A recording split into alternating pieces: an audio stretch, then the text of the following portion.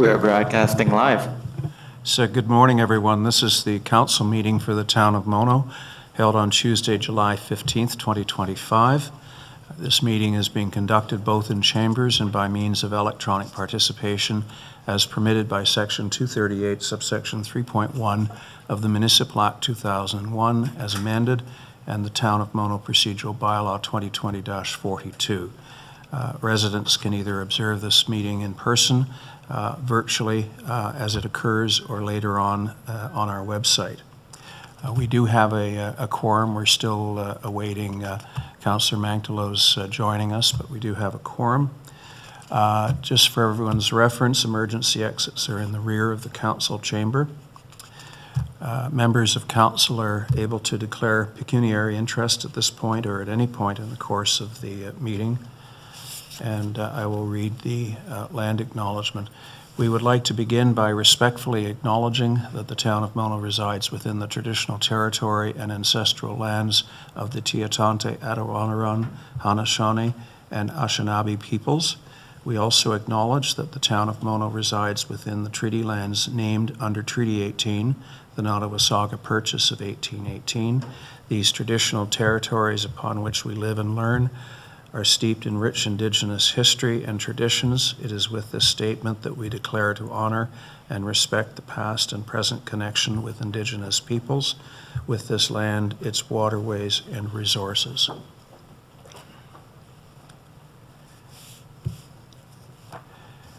I have a motion that Council approves the agenda of session 13-2025 as circulated. Do I have a mover? Councillor Capes moves, seconded by Councillor Davey. Any opposition to the motion? And that motion is carried. I have a further motion that Council approves the minutes of session 12-2025 as circulated. Councillor or Deputy Mayor Nix moves, seconded by Councillor Capes. Any opposition? And that motion is passed. We have no proclamations today. Public period. Fred? Your Worship, we haven't received any questions in advance for today. Are there any questions from the gallery today? Are there any questions from online? Yeah, I have a question. Okay, if you could tell us who you are. Oh, it's Val. Val. Hoagie. Hi, Val. Yeah, sorry. Hi. I even hate to bring this up. I asked last meeting about an exemption for the monster trucks at the Orangeville Agricultural Society Event Center. And I believe it was mentioned that perhaps this is like a neighbor driving an ATV. And I was a bit perplexed about it because I now see that the tickets are on sale and they're non-refundable. Just doing a bit of research, I think there's some significant differences between an ATV and a monster truck. I think it falls more under the section 2.1 and 0.3. And because they really, part of the whole atmosphere is about the noise. They're high performance. They have multiple exhaust systems that they use. It's extremely loud.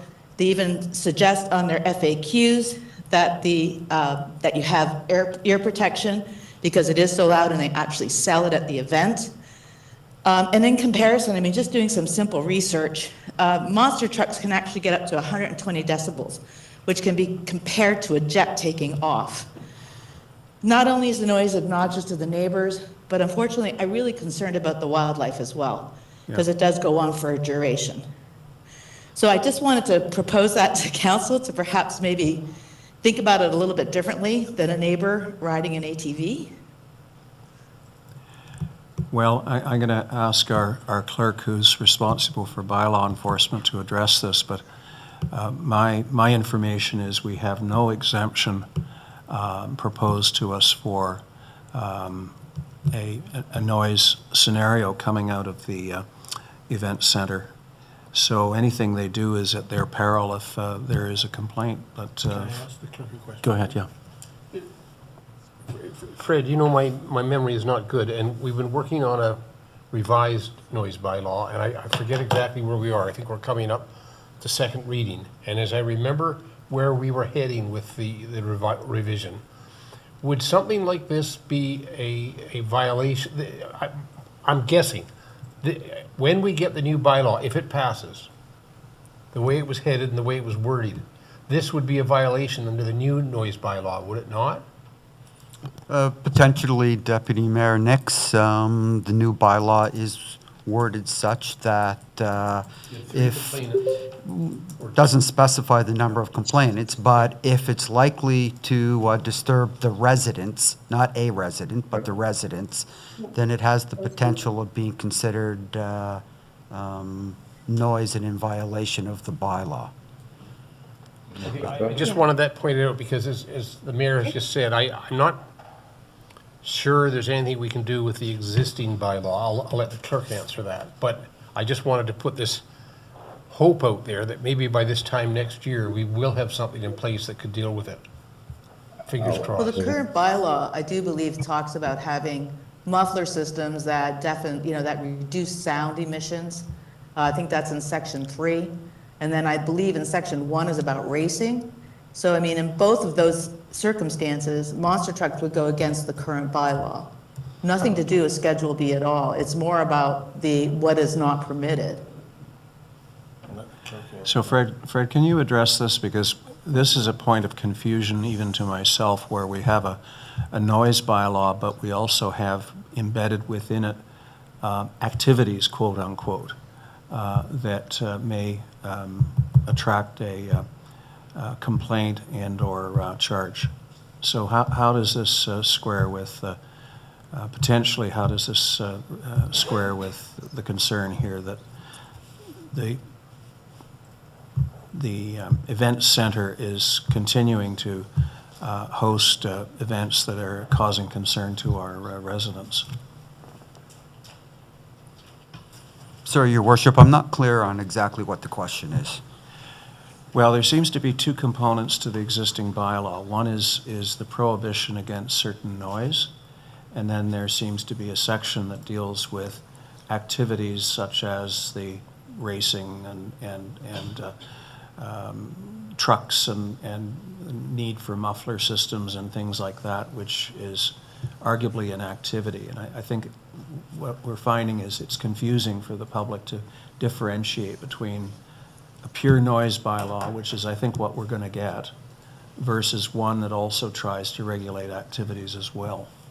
Well, the intent, as I understand it from the original bylaw, is that the schedule allows certain events that would otherwise be prohibited during specific times of the day. So it recognizes the need for people to go out and do things. An example might be construction equipment, right? Technically, using construction equipment that created a certain amount of noise would be considered a violation.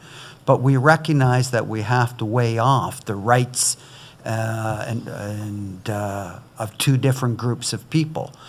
Those who don't want to hear the noise and those that have to carry out some activity for arguably valid reasons.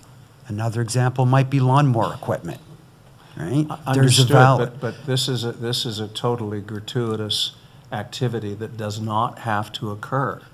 The bylaw makes no reference to why someone is making an activity, just the activity. So the bylaw doesn't, as it's currently written, try to regulate someone based on the fact that it might be a commercial operation versus someone in their backyard. Well, I don't think our new bylaw can come soon enough, because it takes away all of that bureaucracy surrounding points of reception and use of decibel reading equipment and whatnot, and simply puts it in the eye of not so much the eye of the beholder, but the ear of the beholder, as I would rephrase that expression. No, though, Your Worship, to be honest, there is still some room for interpretation, right? Well, let's, hence why a bylaw officer has to go out and determine, is it reasonable that this is disturbing to to the community. And I know while municipal bylaws, anyways, that's, Okay. Just speaking only for myself, I think, Councillor Davy. If you could put your hand up via the screen as well. Thank you. Go ahead. Thank you very much. I just wanted to ask the question, the old bylaw is the one that today our resident is talking to us about, since that's the bylaw that is in force, right? And your comment about how we haven't been asked for an exemption, but also, is it not true, Mr. Simpson, that the comments on racing and mufflers and so on were in reference not to events that happened in an event center, but that we, for the big complaint that a lot of our residents still have in this discussion about a bylaw revision, about actually on our roads, right? Yes. That our roads you can't race on, and our roads you can't have. And so, again, it just underscores that the past bylaw, or the bylaw that we have, that is, was trying to help organize things and define things, but it actually made it a little bit more cumbersome, correct? Elaine?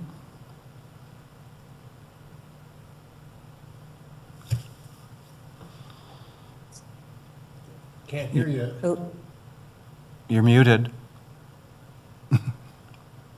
Geez, I remembered to put my hand down and didn't turn my mic on. Okay, so good comments being made here. Regardless, this is going to be noise that's going to disturb people. And I believe we should hold the OAS accountable for measuring the decibels, just like the CVC does when they host their events. And I don't have any empathy for them not having the equipment. They can borrow it from the CVC if they really want to uphold our bylaws. So I would like to issue a letter to them to notify them, put them on notice that they are going to be charged if anybody complains about this monster truck event. So I would like to put that back on them and hold them accountable up front right now to inform them they will be charged, and we expect that they will measure the decibels for this event so that there are no complaints.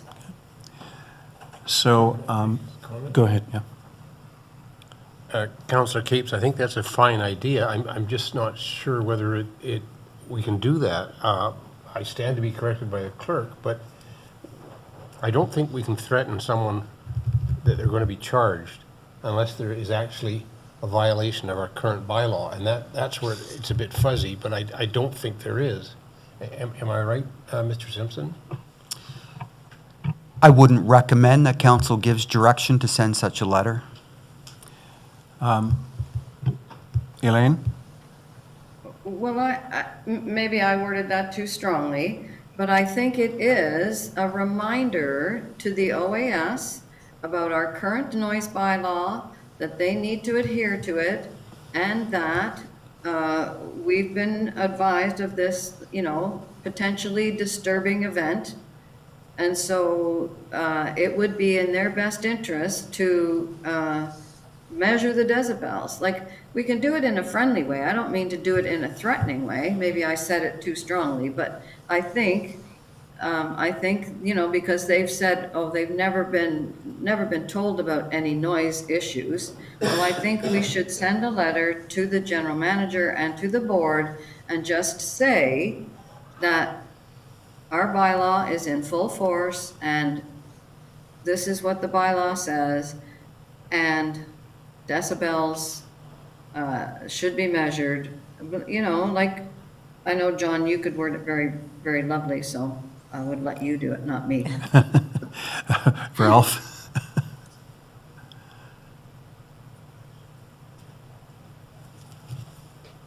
Yeah, I think it is worth a communication to them, and it doesn't need to be very strong, and it has to be within our legal rights, and it could simply suggest that our residents have indicated concern about this upcoming event, and we wanted you to know that it was front and center with our thoughts, and please consider what you need to do to Well, maybe just let them know that our residents have been concerned about this, and that we're reminding you of what the bylaw says. I think it can be very soft.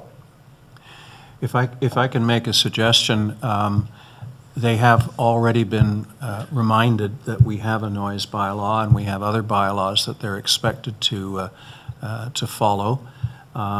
They did make a commitment to me privately that they would furnish a copy of their standard lease agreement that supposedly has a section in it reminding those renting the facility that there are municipal bylaws that we expect to be followed. I have yet to get a copy of that, so maybe that's the hook upon which we hang a letter saying, you know, be aware that the community is concerned about this and other events, because I've heard a lot about the Portuguese bullfighting. You know, this is an ongoing issue, and I don't think we should drop it. But the sooner we get a bylaw in place where people can make complaints without, as I say, you know, meters and stuff. If I were them, I would be measuring sound, if only to prepare for the possibility that I was in court having to defend myself, and I could point to decibel readings that are taken some distance away that demonstrate that it's not all that noisy. I mean, there is some self-interest in them pursuing the notion of measuring sound. Fred, do you feel comfortable with a letter that just reminds them of the fact that we have bylaws and we expect that they're followed? That's not threatening. That's not threatening, Your Worship. Of course, I am absolutely confident that the organization knows that we have a bylaw about noise and that they're aware. I am too, My but they concern keep- here is that we've never regulated the OAS from holding this type of event during, let's call it daylight hours, in the past.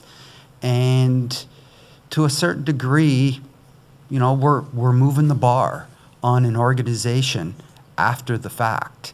And that would be, you know, a challenge if this did proceed to the point of We are definitely I think moving the bar.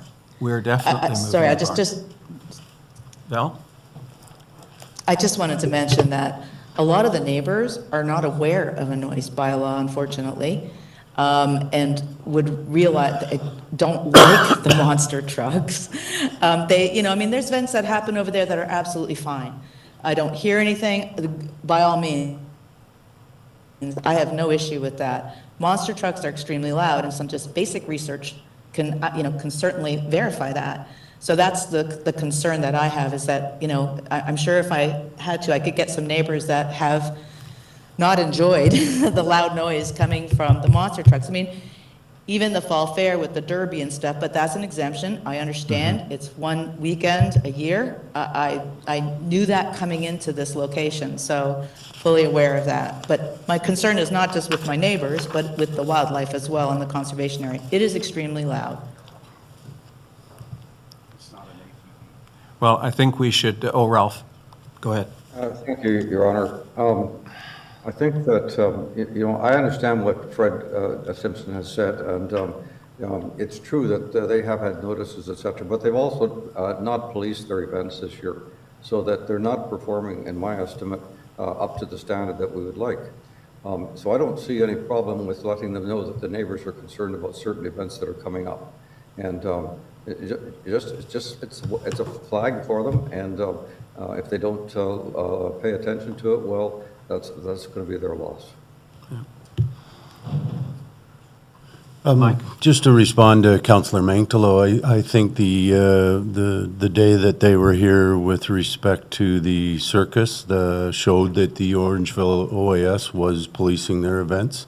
And back to the Dodge Ram Rodeo, on I'm not sure what happened that allowed that event to proceed, but they were policing that event as well. So I think, to be fair, Councillor Mengtalo, I think the clerk is very correct that the OAS has stated in council chambers that they are trying to ensure that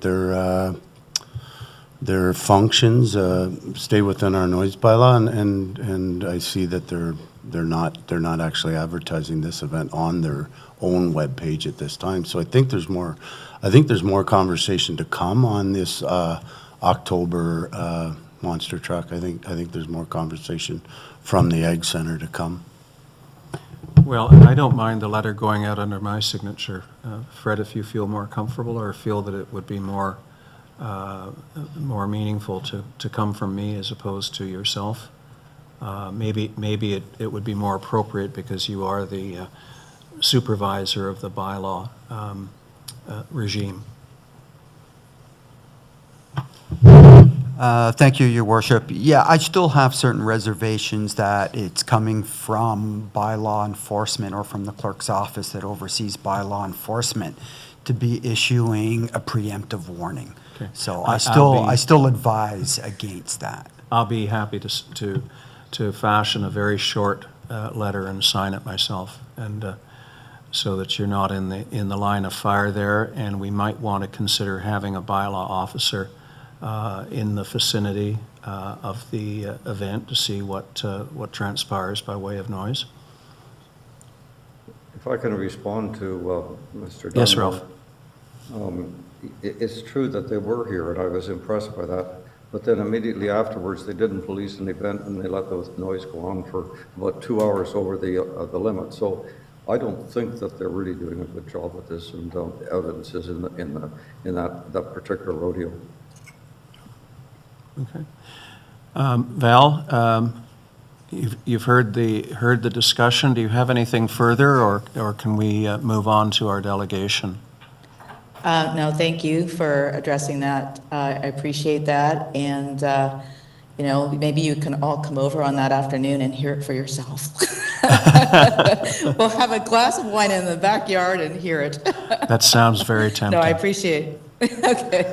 Thank you very much. I appreciate that. Thank you. And I know how concerned you are about noise from vehicles on Hockley Road, so you're very consistent in your views on this.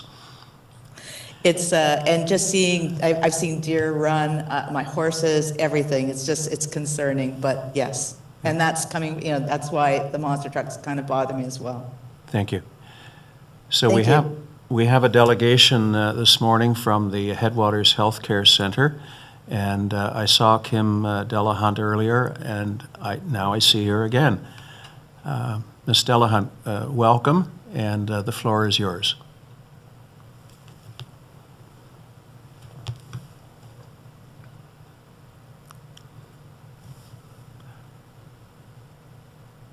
There we go. I had a pop-up box. Good morning. Good morning, Mayor Creelman and councillors. Thank you very much for having me. I am hoping to share my screen, but I don't know that I have permission yet. But I think that you all have the slides in your package anyway. So perhaps if I can't share, that's okay, because I believe you have it. It's not letting me share, but that's okay. Share screen. And we've all reviewed the submission as well. Fine. We're good. You know what? Let me just speak, because there's just a couple of slides and some important points about the future that I really wanted to ensure I touched on this morning. So thank you for having me. I am accompanied by, you can see her on screen, Stephanie McKenzie-Smith. She's our new Director of Communications and Community Relations. So as you saw on the slides, the first few slides were really our strategic plan. So you saw our strategic directions, our values, our enablers. We just completed the first year of our new strategic plan. There was a few very busy slides of a number of successes that we achieved, but let me just share a couple of main ones that are aligned to our strategic plan and that are very exciting. So I know we're all anxiously waiting our MRI. So I'm happy to share that our MRI, the actual device, the magnet, is here in the province.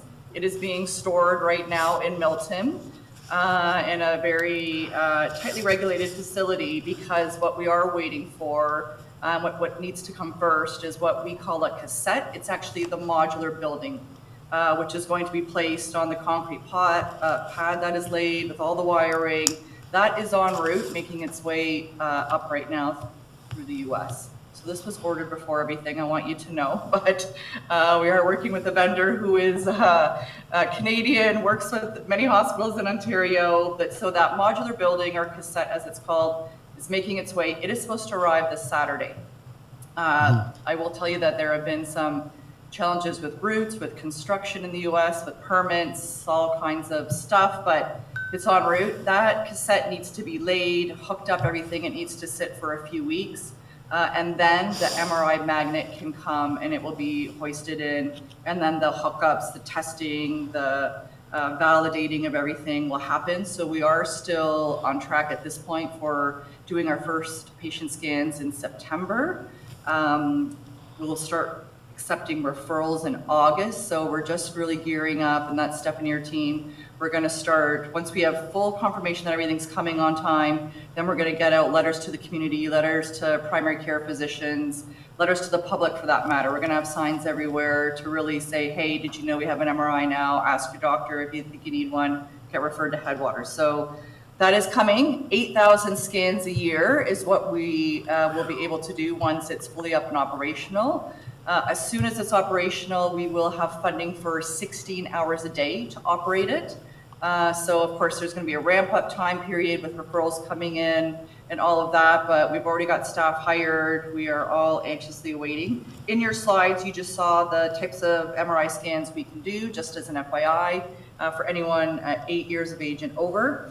So that's exciting. The other, just a couple of highlights I wanted to share as some successes from our last fiscal year was that, you know, we're really focused on partnerships. These days you can't do anything alone. All the community partners, the hospital, community providers, we all have a big role to play. So we're happy that we launched a new partnership with the town of Orangeville for a cardiac wellness program using one of their facilities. So that's very exciting. We did receive approval to expand our emergency department. So the ministry did approve that expansion. That work is underway. It's also going to slightly expand our diagnostic imaging department, and our lab department will then move downstairs, because all this will happen within the current building structure right now. So that's very exciting. We focused a lot on decreasing our surgical wait times. That's a provincial priority. We're one of the top hospitals in the province for having some of the lowest wait times, and any long waiters, which are individuals that were waiting an extra long time coming out of COVID. We got that list right down.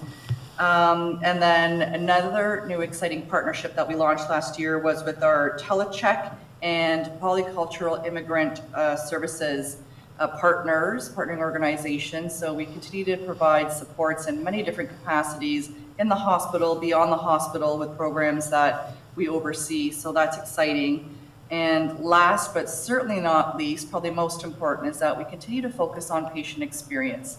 So we're continually increasing the number of patient and family advisors we have on our PFAP. We refreshed our patient experience framework, our patient values, and we are also doing real-time surveys in the hospital and using a company that all hospitals in Ontario use. And we continue to increase how many patient experience surveys we receive, as we're always very interested in feedback. I think that the other successes I want to highlight, what I wanted to spend just my last couple of minutes on, was really talking about the future. And I had a big picture slide in the deck, and that's, you know, really some of the messaging, some of the pressures that are actually provincially being seen across Ontario. So first and foremost, the growing and aging population and demographics across Ontario. For us in, you know, Dufferin, Caledon, I think you've heard me say before that our two cohorts that are growing the fastest, faster than the provincial average, are those individuals aged 65 and over, and those aged 20 to 29. And again, we're growing faster than population. So we are planning at the hospital now for increasing access to senior services, ensuring we're a seniors-friendly hospital, geriatric services. We do have a geriatrician that works on site that is running a clinic. We're looking to increase that. So we're doing that planning. We, again, are looking at ensuring that we are fiscally responsible. If you haven't heard, and you'll start to hear a lot more, there is a provincial plan and approach to have all hospitals balanced in the next 3 years. We started working on this and looking at this at Headwaters last year, actually, so we have a plan. We decreased our deficit year over year already. We have plans to do so.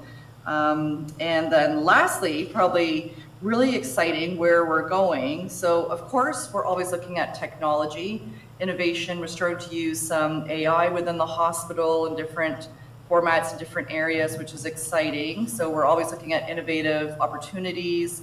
I talked about continuing to be fiscally responsible, ensuring that we have a bright and sustainable future for Headwaters. And then lastly, and probably most important, there was a couple of slides near the end that are really important, and I just want to share a couple of the points there. I talked about emergency department expansion that is happening. That work is underway. That work will happen over the next 2 years. We want to get that done quick because what we do have, and what we're just waiting for approvals, endorsement by Ontario Health to then submit to the ministry, is a whole redevelopment and expansion plan for Headwaters for the next 10 years and 20 years. So we completed that master plan and program work using consultants, using architects over the last year. What it shows that Headwaters will need is that we will need to expand, add on to the hospital now, another 239,000 square feet. So this is a massive, massive addition, massive expansion, because the one slide, on slide 16 of the presentation, you can see we're at 86 inpatient beds now, with future population projections by 2042. We should be at 158 beds. So essentially we're doubling. We're going to be doubling the size of many programs and services at Headwaters with the growth, with the volumes we're going to see, and with the aging population. And with aging, we all know there are more chronic conditions, more comorbidities that happen. So when you can see the bursts, like almost everything is doubling: emergency department visits, ambulatory care visits, even our surgeries are going to basically double in the next 20 years. I just wanted to share that, it will also, what it'll do is it'll double the number of staff that we'll need at Headwaters. We already are the largest employer in the region, so that's exciting. And then the big number, the mic drop, if you saw the kind of rough estimates that were included, the first 10-year expansion, it's got a price tag right now of about 391 million. Like, it is not cheap. It's what this community needs. It's what the hospital needs. So you will certainly hear from myself more, our foundation more. Really, we're going to go to the county. We're going to need our local share is at least 10% of that, if not more, because as you guys know, the equipment isn't funded. But what we need first is an approval from the ministry to have our expansion on the books, and then we'll do all that. But I'd be remiss if I didn't just finish off by acknowledging our foundation, who just finished their biggest campaign ever, the $18 million Smart Headwaters campaign. That's what's helped bring the MRI here. It brought us a new CT, new mammography, a whole number of machines and different services across the hospital. And then they're ready to support us with our ED expansion and then this future redevelopment. And lastly, thank you to all of you for your support. And I do hope that you reach out anytime with any questions, concerns, and I am happy to take any questions at this time. Thank you. Elaine, and then Fred. Thank you, and thank you so much, Kim, and I'm glad you're here to share this with us, and this will be shared out to all of our citizens who will be watching, and they will benefit from that knowledge as well. I do have a couple of questions, just out of my own curiosity. The Town of Orangeville Partnership for Cardiac Wellness, what does that actually mean? Yeah, great question.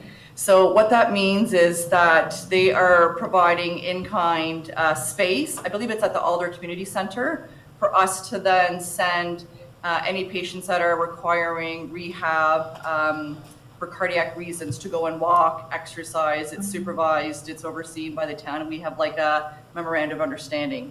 So it's a really nice partnership. We provide the patients, those that need to walk or do exercise to maintain or improve cardiac health. It could be before having a surgery, obviously not done here, but, and the town has partnered with us on that. Okay, that's Very nice. awesome. That's awesome. I'll tuck that away. And then slide 13, the big picture, Yes. and chronic illness, and we all know this to be true, but I just have a question, and, you know, I'm not sure you can answer it, but what is the upstream, I use that word, prevention actions? I know it's maybe not the hospital, but is there any possibility of reaching out to the physicians and primary caregivers and, you know, working on some of those things upstream to prevent Yeah. as we can? One, Councillor Capes, very good question, and you're bang on. It really needs to be upstream focused, and public health honestly has a big role in that as well. That's part of their mandate.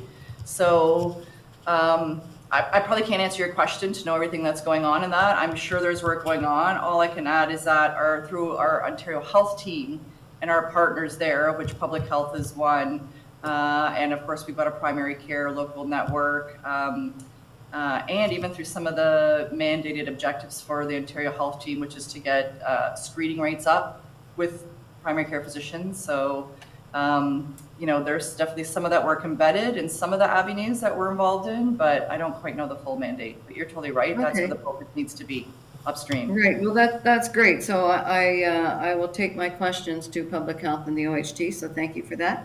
And one last, slide 16 talks about mental health Yes. and the short-term stay beds. We need 5, I can't remember now. 4. But not until 2027. And my question is, why? Why can't that be tomorrow? Like, can't you take just 5 beds? Like, I know, but maybe you can explain the intricacies of that. So very, very good question. Yeah, it's a little bit more intricate than just designating beds. So first and foremost, we are not a Schedule I facility. What that means is there are certain hospitals that are determined to be Schedule I, meaning that they have enough they have a psychiatry department, psychiatry support, other mental health supports, mental health trained nurses, so that they are the ones that typically have the mental health beds. So William Osler Health Center is our closest Schedule I facility. It is where we try to refer all of our mental health formed patients in crisis to them. So typically it's the bigger centers that have mental health beds in our Schedule I. What we've included in our future redevelopment plans, what we're gonna advocate very hard for, is to have 4 mental health beds at Headwaters, primarily for the purpose of having actually a small, very small unit where we can admit patients and we can have the funding and have properly trained nurses and have ample psychiatry support.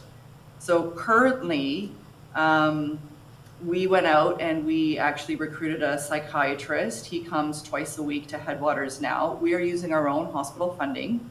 Almost every other hospital in the province receives what's called sessional funding for psychiatry. That ability to access that funding or for there to be a new allocation, it hasn't happened in years. I advocate hard, my team advocates hard with Ontario Health repeatedly, but in the absence of that, I said we need a psychiatrist here because we have at least 2 to 5 patients every day that walk through our emergency department doors that are in crisis and that are often formed, right? Which means they're either unsafe to themselves or could be unsafe to someone else, and we have to hold them till they're assessed by a psychiatrist, until almost always they need access to mental health beds. So we do admit them. It is not ideal here at Headwaters. We don't have the funding. We are doing our own training. We have our own psychiatrist twice a week. We do have to hold them, but we did put in 4 beds, Councillor Capes. Again, we're not Schedule I, but we need to have like a unit, a space, trained nurse, more psychiatry, the proper funding to actually treat these patients properly while they wait to honestly, they would get transferred to a proper Schedule I. So we all wish it could be sooner. I will share with you though, on the bright side, our emergency department expansion that is happening in the next 2 years. We are going to create a safe mental health space with good visibility. It's in our staffing plans. We've already planned that out, so that will be part of the expanded ED here, because we also need that, a safe space with proper visibility, proper access, you know, safe for the patients, safe for staff. That is coming in the short term. Well, that's awesome. Thank you, Kim, for answering all those questions, and especially like the mental health question. People are very concerned, as you know, like it's, yes, It's so. a big pressure here locally, a very big pressure. Yeah, so that's great. Thank you so Fred, much. Fred? Great work.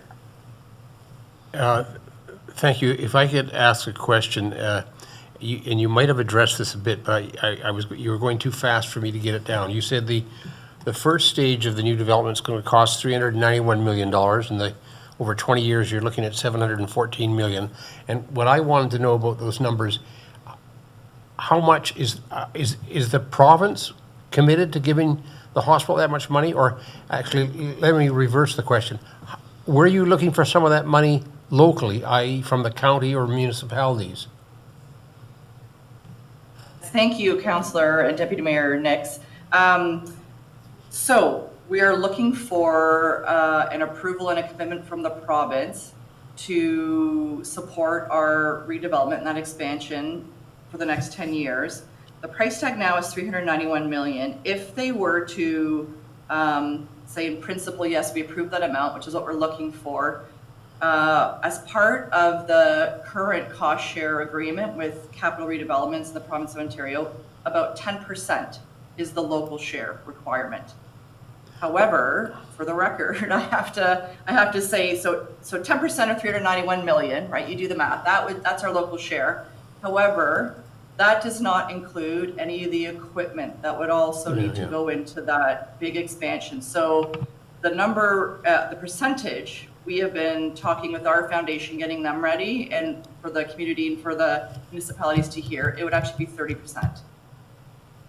So when you add in the necessary equipment, that's essentially what it equates to. So it would be a very large campaign that would have to be launched. So just as reference, you saw the Collingwood General Marine Hospital. I just saw them post. I think theirs is $70 million, 70, maybe more. And I think they're 70% there for their new hospital build. They're building a hole in that new hospital, but what we're planning is essentially equivalent to like another small hospital being added on to our current land. Well, I hope that answers your question. We don't have an approval yet. We need the approval first, and then we can launch into a campaign. I But it would understand. be- You know that in the past, there's been some problems when you come to county looking for money. I Yes. mean, I think I don't think we're opposed to the idea that locally we should put some money into the hospital. I'm not sure how much, but one of the difficulties has been, I think, is between Dufferin County and the town of Caledon. And I mean, there's been this feeling that Caledon, which contributes, about 20% of your patients, I don't think they've stepped up to the plate in the past, and that creates a bit of a problem. I'm not asking you that as a question. I'm just saying that that's one of the difficulties that you're going to encounter when you come before the county. Actually, John can speak to this better than I can, but thanks for your, so 10% plus the equipment. Yes, Wow, that's a lot of money. yes, it is. Ralph? Thank you. Kim, thanks very much for your presentations, and congratulations on what the hospital's doing. I think we're all impressed by it and impressed by your leadership. So just before my questions, I want to let you know that I think things are going pretty well. If you ask somebody in the community if they have any healthcare concerns, two of the things that come up are lack of physicians and wait times in the emergency department. And in the latter, I've experienced this personally, and I know that it's a frustrating thing. I'm wondering what your plans are for trying to deal with that, because if people don't go to the emergency because they know that they're going to have to sit there for a number of hours, then they may be missing out on some healthcare management that they need. Yes. I have two other questions. Yeah, two-part. Yes, thank you, Councillor Manklow. Yes, excellent points. And I did kind of glaze over both of them, so my apologies. Yes, so on the physician recruitment side, first and foremost. So It is a very big focus for us. We have some short-term plans and long-term plans. I wish there were more short-term plans and strategies. I'll start with the long-term. So our long-term plan and our approach is, as you know, our partnership with the new Toronto Metropolitan University School of Medicine. We actually had our first couple of residents join us this past week. So they're already on site doing rotations. They're with our hospitalist program. They're on our medicine units. So that's exciting. So that's kind of our longer term pipeline for, we know the students that we bring here, if it's a good fit, we're very optimistic that then they'll come back and stay and work with us. So that's one long-term plan. We have an existing partnership as well with the University of Toronto, with Mass University. And we did pilot a 1 year, I believe you all heard, because the county did support it along with the hospital and the town of Caledon. We supported a physician recruiter for 1 year. It was a bit of a pilot that ended. There were some benefits out of that. Physician recruitment, as I think a couple of you know, is really a long-term strategy. It's not like you have a conversation one day and the next month they're at your door saying, yeah, it's a long process. It's relationship building is what we offer, but that's our plan there. Short term, we're just actually finalizing a formal physician recruitment strategy, something which the hospital has not had before. So through our medical affairs office, input from the chiefs, our chief of staff, and with our hospital's internal human resources, people and culture office, we're working on just actually formalizing what is a process. Typically chiefs in the past have done all that work. They've reached out to their classes, the universities, the graduating classes. It's been very informal, but we're now looking to really see what do we need? Do we need to offer anything to compete? Because many other hospitals are offering some other additional incentives. So what does that look like?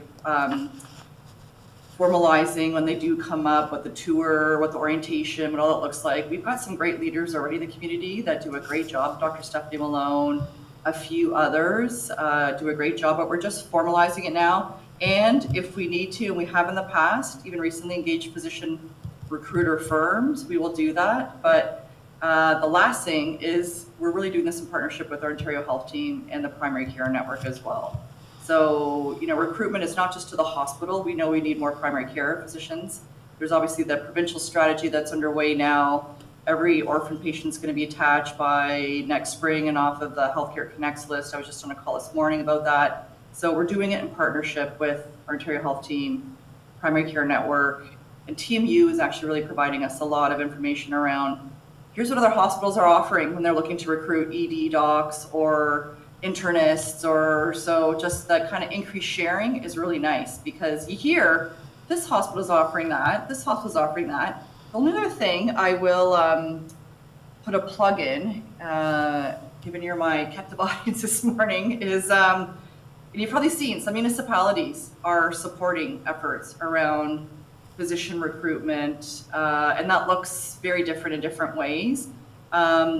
Sonia, CAO from the county, myself, and Dave Pearson, who is executive director of our Ontario Health Team, did participate on a call last week with actually the Coochaching Ontario Health Team. And you've probably seen the town of Aurelia. They do provide financial support. It's multi-year. So we were kind of picking their brains as to how do they go about building the relationships, securing that, what's the funding used for, what's worked, what hasn't worked. So we know that in order to recruit enough physicians to the hospital and beyond, it's going to take a number of partners. And the county municipalities are a big partner as well. And I think we need to work together on all this. So we've got a couple of irons in the fire. I hope that answers your question on physician recruitment, Councillor Mantolo, but short-term and long-term plans for sure. Go ahead, that's your deep time question. That does. It's a very multi-pronged approach, and It is. And given the fact that physicians operate outside the hospital, I feel it is the municipalities appropriate for them to be supportive as well. I have one final question. We all know that we're being hit by climate change events, and the hazards are increasing as the years go on, and that there are healthcare issues and increased healthcare burdens from climate change. Some of the big issues are heat events, and we had a heavy rainfall event about 5 years ago, which had a lot of flooding in the Nottawasaga. We had an ice storm recently. We have increasing vector-borne diseases such as Lyme disease and probably West Nile virus is coming back. So there is an increased burden on hospitals as well as non-hospital physician care because of climate change. I tried to find it in your website if you had a vulnerability and adaptation assessment. I couldn't find it. This is an assessment, as you probably know, which is being done by different organizations, sometimes by a public health department, sometimes by individual hospitals. And I'm wondering if you have done, or if not, if you're considering doing a vulnerability and an adaptation assessment for your hospital. Yeah, thank you, Councillor Binkalo. No, we have not done one yet. Certainly, we have not actually heard that term, so I will take that back, the vulnerable. Stephanie wrote it down, I'm sure, but I will look into that. That's definitely something we should look into. However, all of the items they refer to, whether it's a flood, whether it's airborne or tick Lyme, the heat, the climate impacts, honestly, we do regularly talk to the county, their emergency planning services, Steve, all the time. So again, I do think it's an area where it shouldn't be hospital alone. It should be with the community, with the county, that we collaboratively discuss that. So I will take that away. Leave that with me. I did want to circle back, though, because you did ask a very good question about the ED, emergency department wait times. So I do just want to share a couple of strategies around that, because we are definitely aware, the board is definitely aware that there is opportunity for us as a hospital to continue to decrease our wait times. So we have identified a couple of the root causes, and they vary, but one of them is actually a reduced number of ED physicians that we have scheduled each day. So it is a physician recruitment challenge and gap. Again, it is, and if you don't know, coming out of COVID, some of the downtown hospitals changed some of their requirements for what they expected their ED physicians to have. They reduced the requirements, if you will. Ours are mostly primary care physicians with some extra additional ED training, but they're not specialized in emergency departments. Downtown hospitals now are accepting the physicians that primarily small and medium-sized hospitals did. So now there's less desire for physicians to travel from the GTA up to Orangeville. Why would they drive an hour when they can pick up a shift in UHN, Sunnybrook, have lots of volumes? We do have a stabilization funding model here, but it is becoming increasingly difficult. There's a lot more competition. As I mentioned earlier, there's a lot more incentives being offered to have physicians fill shifts. There was also a recent physician services award that was made, which also highly benefited northern and rural hospitals, emergency departments, and large acute sites with very high volumes. There was a gap with medium-sized hospitals. We did go back along with a number of other hospitals and advocate hard. They did just increase some of our funding because there was a significant unintended consequence, which again made it hard, and we lost a bit of extra funding that we were receiving to use as an incentive. So we continue to advocate. We are working with our ED docs, again, looking at how do we structure any supports. We have 3 physician assistants down in emergency departments. So we had 1 since last year. We've added 2 more this year.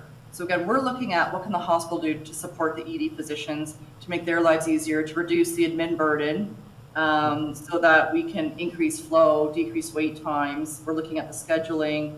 We're looking at a number of strategies. The ED wait time clock, of course, was already to be fully transparent.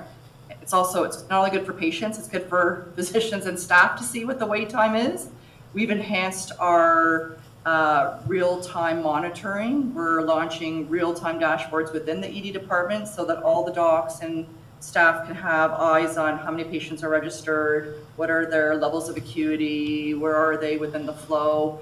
We're also, as you heard, with our ED expansion, we're going to improve the flow. The setup, I'm just going to say the layout of our ED department does also cause not an optimal flow, which I would say does impact wait times a little bit, just with less visibility, with just some challenges. So the whole expansion is going to help as well. But we look at our metrics on a daily basis. There is also a provincial toolkit that was released, and all hospitals were required to do an assessment of your ED performance and to submit that back. It was actually due yesterday, so we did that. That showed us where there's just a couple more opportunities, which we are going to work on. So it is a focus for the hospital. It is one of our corporate priorities this year. It is on my objectives to improve our ED wait times. Thank you for your... I apologize for the waits. I know it's not ideal. We do really well some days, and then other days not so well. It depends on the time of the day, but we are looking at all of it, and we do need to get them down. I just want to acknowledge that. Well, thank you for your answer. I really appreciate it, and I understand the environment. It's a high-stress environment for the nurses and the physicians and others to be working in. And so the more you can do to facilitate the flow so that they don't feel as stressed, the better it is. With respect to vulnerability and adaptation assessments, one has been done. It was done a couple of years ago by the Wellington, Dufferin, Guelph Board of Health. Okay. And they're also they're being done by hospitals. The most recent one I read was actually the other side of the country, Nanaimo General Hospital, which is very good, BC. same size as Very yourself. good.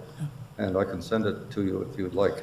Thank you. Please do. And I can actually, I'm having lunch with Dr. Mercer from Wellington, Dufferin, Guelph Public Health very soon. We're looking at how we can continue to partner even more and help each other out more. So I will also ask her. Thank you. Thank you for your presentation. Much Thank you. appreciated. Melinda, any questions or comments?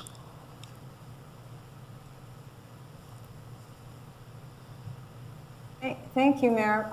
Yes, thank you, Ms. Delahunt. It's great to see the changes that are happening. So no, I don't have any more specific questions. I think the conversation has been really good for our residents. Thank you very much. Thank you. I just I had one comment, and it flows from the deputy mayor's remarks, that having to do with hopefully making the region of Peel and the town of Caledon aware of their responsibilities. And this goes back to the construction of the hospital, where the county of Dufferin contributed a total of $6 million plus interest to that project. But when it came to trying to get the attention of the town of Caledon and the region of Peel, it was difficult, and I don't recall what the outcome of that effort was. But what is the percentage patient profile between split between Dufferin and Point South? Yes, thank you, Mayor. I think what you're asking, but I'll share one thing and let me know if that's not. So Headwaters, of the patients that come to Headwaters, whether it's for emergency department visits or other services, typically it's about 30% of Caledon residents. About 30%. That's the volumes that we see, typically about 30%. And that's So been only pretty consistent for pretty years. consistent. Yes, absolutely. I will share that I was very optimistic when the town of Caledon partnered with Dufferin County and the hospital. We each kicked in the same amount of money for that physician recruiter role. So I think that was a very good positive step. And our health team continues to, we're focused on Dufferin Caledon. It's all of Caledon. And so I know our ED of our OHT, Dave Pearson, is in continual contact with the mayor and the mayor's office. We have great engagement from some of their staff, I will tell you.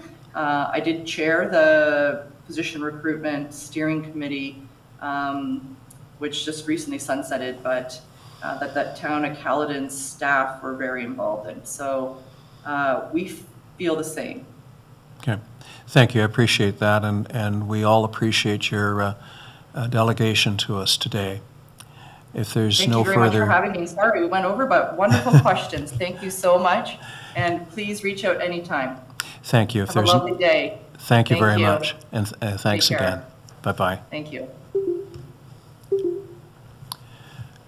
Thank you. That brings us to the next item on the agenda, which is unfinished council business. We have the list before us. Does anyone have any questions about the list? Elaine? I'm just curious about some of them, like the top 2, 6, and 7. I'm not looking at the report right now. They don't have an estimated date on them. Okay. Fred? Yeah, at this point, we haven't allocated the resources to the point where we can provide council with an estimate on what the completion date will be.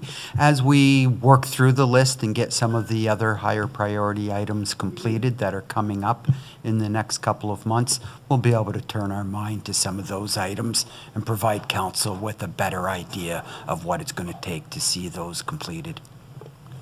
Okay, thank you. And further to that, can we bundle some of them, like number 6, 7, and 17? And maybe I'm wrong, but they're all planning. So can we bundle those and tackle them all as one thing, because they're going to impact how we manage planning? So it's just Speaking with sorry. Councillor Capes. Speaking with respect Yeah. to number 6, which is the new site alteration bylaw, that's gone through the planning department. It's now in the hands of the clerk's office to bring that to fruition. There is a draft bylaw. The bylaw does need some tweaks, having reviewed it. But one of the big aspects to make that happen is the ability to have a online application process. That's built into the bylaw. So that's within the clerk's department. And we've yet to put the resources to make that happen. Okay, thank you very much. And then number 22, I'm just going to give you not a lot of detail, but I have been approached in the community about this recreation complex. And so it does say that it's assigned to council. So I will obviously take the lead on that. Thank you. And I did get a call from an individual and thought that you'd be the appropriate person to speak with, so I passed that information along to them. And I have spoken, and I am meeting with them on Friday. Excellent, thank you. Ralph?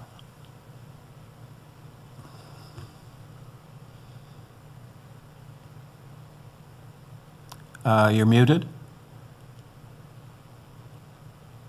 My apologies, Your Honor. I didn't remove my hand. Oh, okay. It was just there from Kim's presentation. Thank you. So if there's no further comment or questions on unfinished council business, next item on the agenda is the resolution of advice from the Heritage Advisory Committee on the Anderson Farm Heritage Designation. And we have their report in our agenda. And in order to prompt discussion about that, I'm happy to put a motion on the floor that we receive it, and then open the floor to comments and questions about it. So I have a motion that we receive the Heritage Advisory Committee's resolution of advice dated July 7th, 2025 regarding the Anderson Farm designation. Do I have a mover for that? Councillor Capes, seconder for that. Councillor Davey, discussion. Deputy Mayor Nix.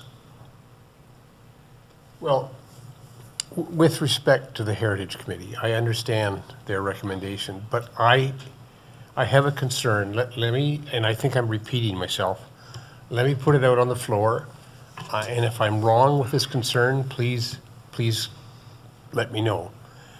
My concern is that if the designation goes ahead as we had originally intended, I think there's four buildings.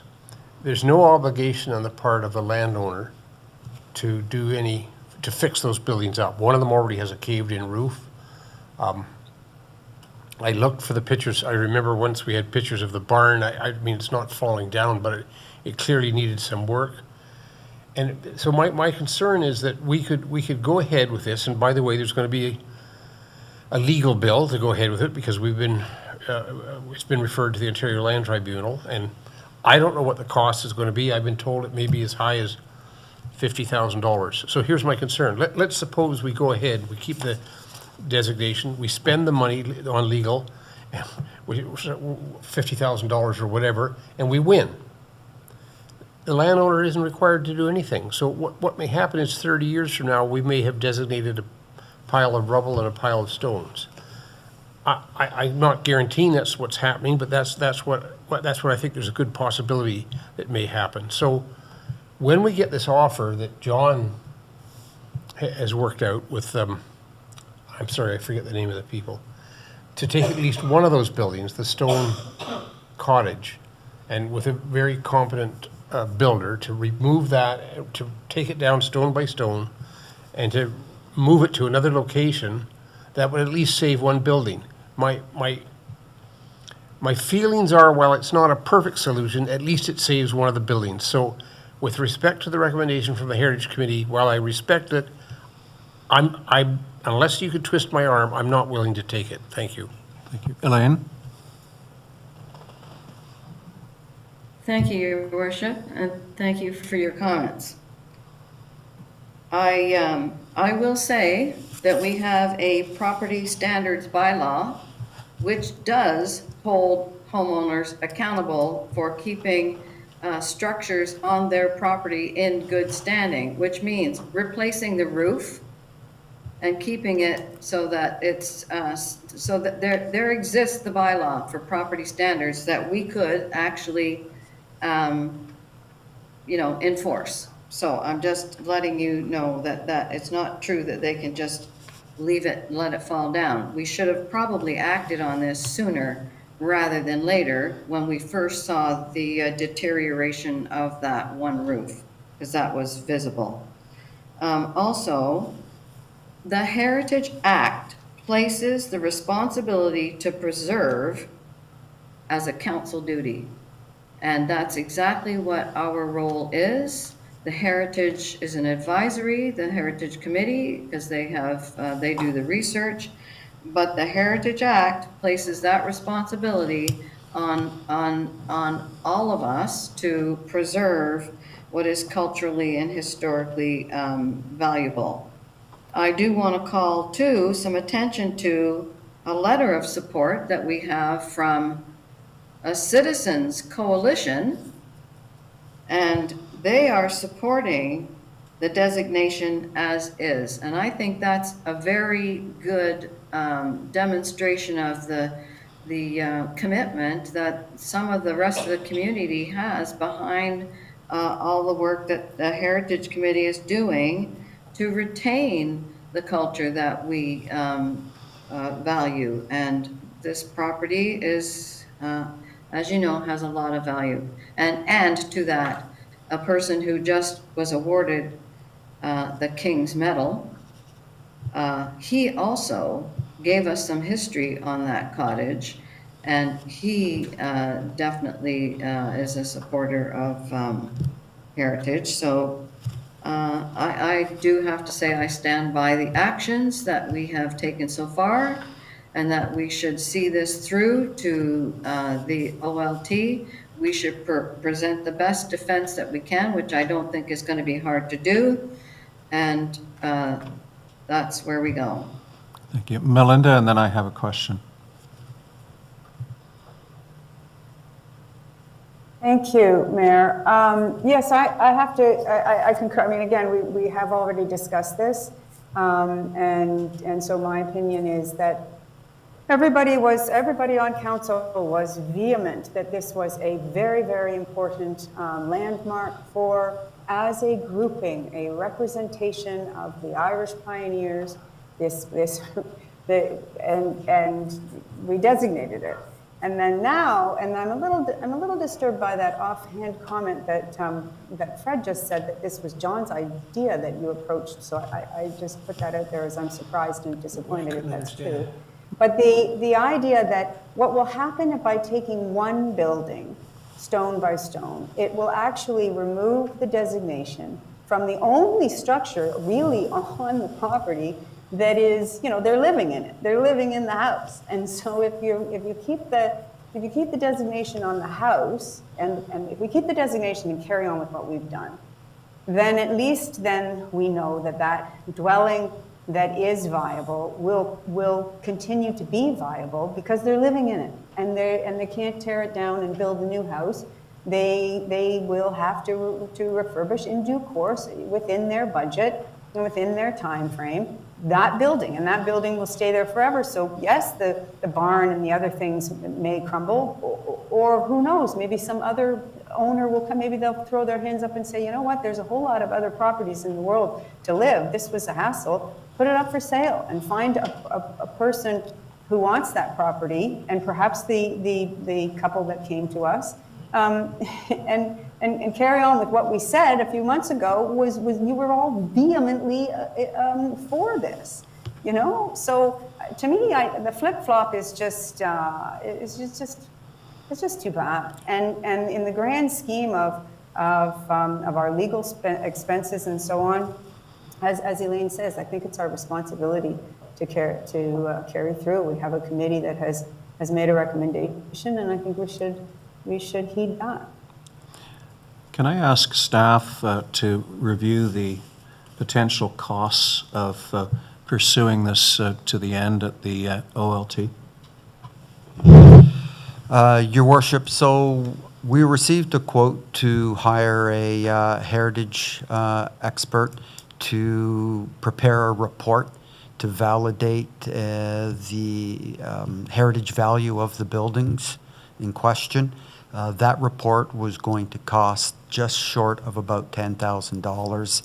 Over and above that would be cost for someone from that firm to provide witness evidence at an OLT, plus the cost of legal to pursue at the OLT. So taking into account the $10,000 for the report, legal, and additional costs for evidence, at least $20,000, potentially significantly more. We don't know how many days the hearing would be because we haven't pursued it to that point yet. We've strictly been trying to negotiate an agreement. And where do we stand with all of the other legal expenses that we're incurring and are expected to incur for the balance of the year? Well, the treasurer provided a report that details our legal expenses on a number of different files. It doesn't include the most recent OLT hearing that occurred last week. Did you want me to go through everything that's on here, Your Worship? Just a ballpark figure will do. Total? So now this is organized by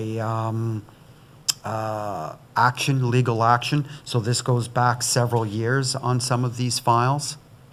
Right? So this goes back on some files 2 or 3 years. So that total number is over $300,000. Okay. And I have a breakdown by individual file. And much of that has to do with taking a position on the Line 2 development as well as the proposed development adjacent to Highway 10. Is that not correct? That's correct. So both Aragon and Line 2 are in that 300,000. And as I understand it, we stripped the full amount of a Line 2 defense out of our budget, believing that they would be coming back with a reasonable alternative to what they presented. In other I would words, leave that for the CAO. Yeah, it was never budgeted for, based on their commitment to listen to the council and the residents and come back with an alternate design.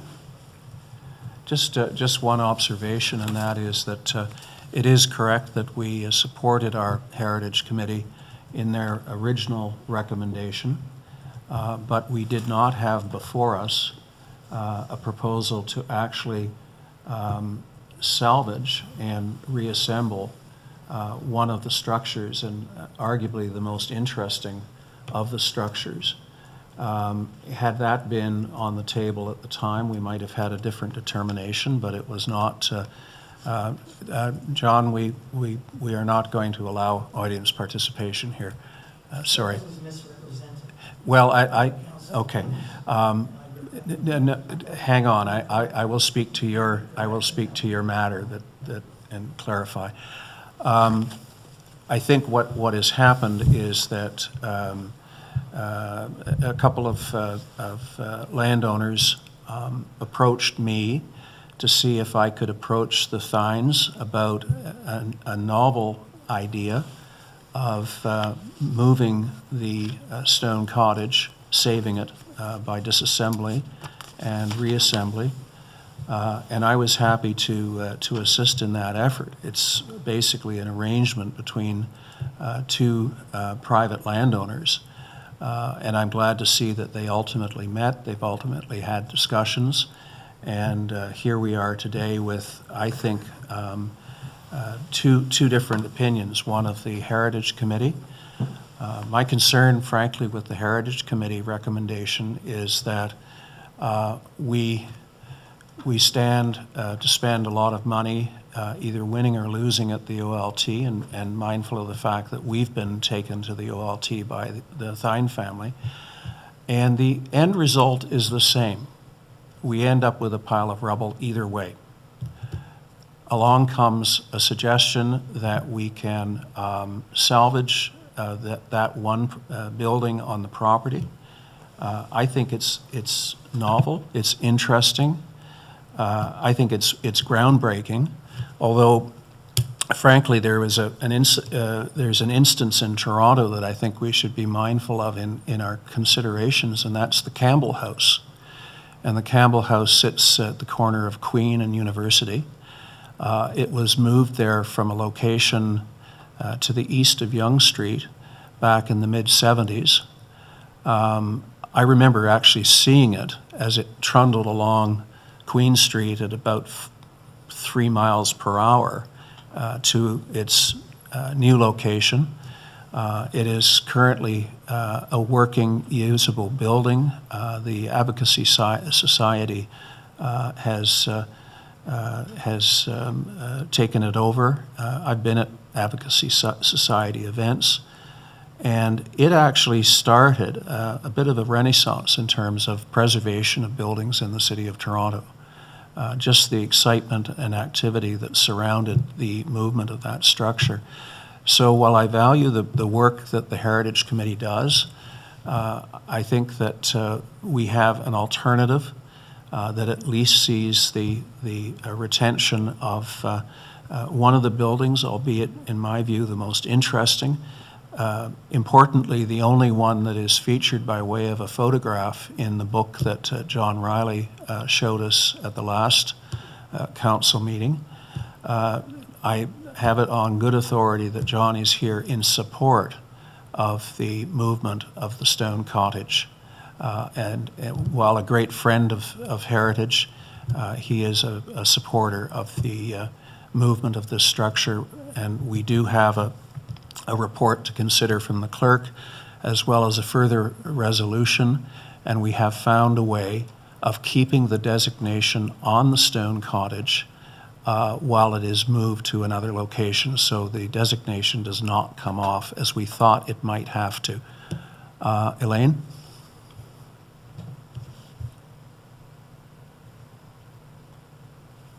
Thank you, Your Worship. What gives this stone cottage its value and cultural relevance is where it is in situ. And as Melinda said, this is the complex. It is not the house and the barn on its own. It is all of the structures on that property, which for over 150 years has been an eyescape, a landmark for people driving up and down Airport Road.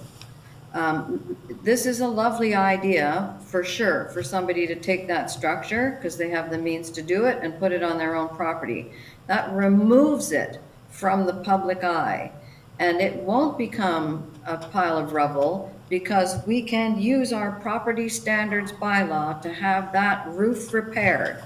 So I stand by our original decision on the recommendation of the Heritage Committee to designate that property in its entirety as a complex.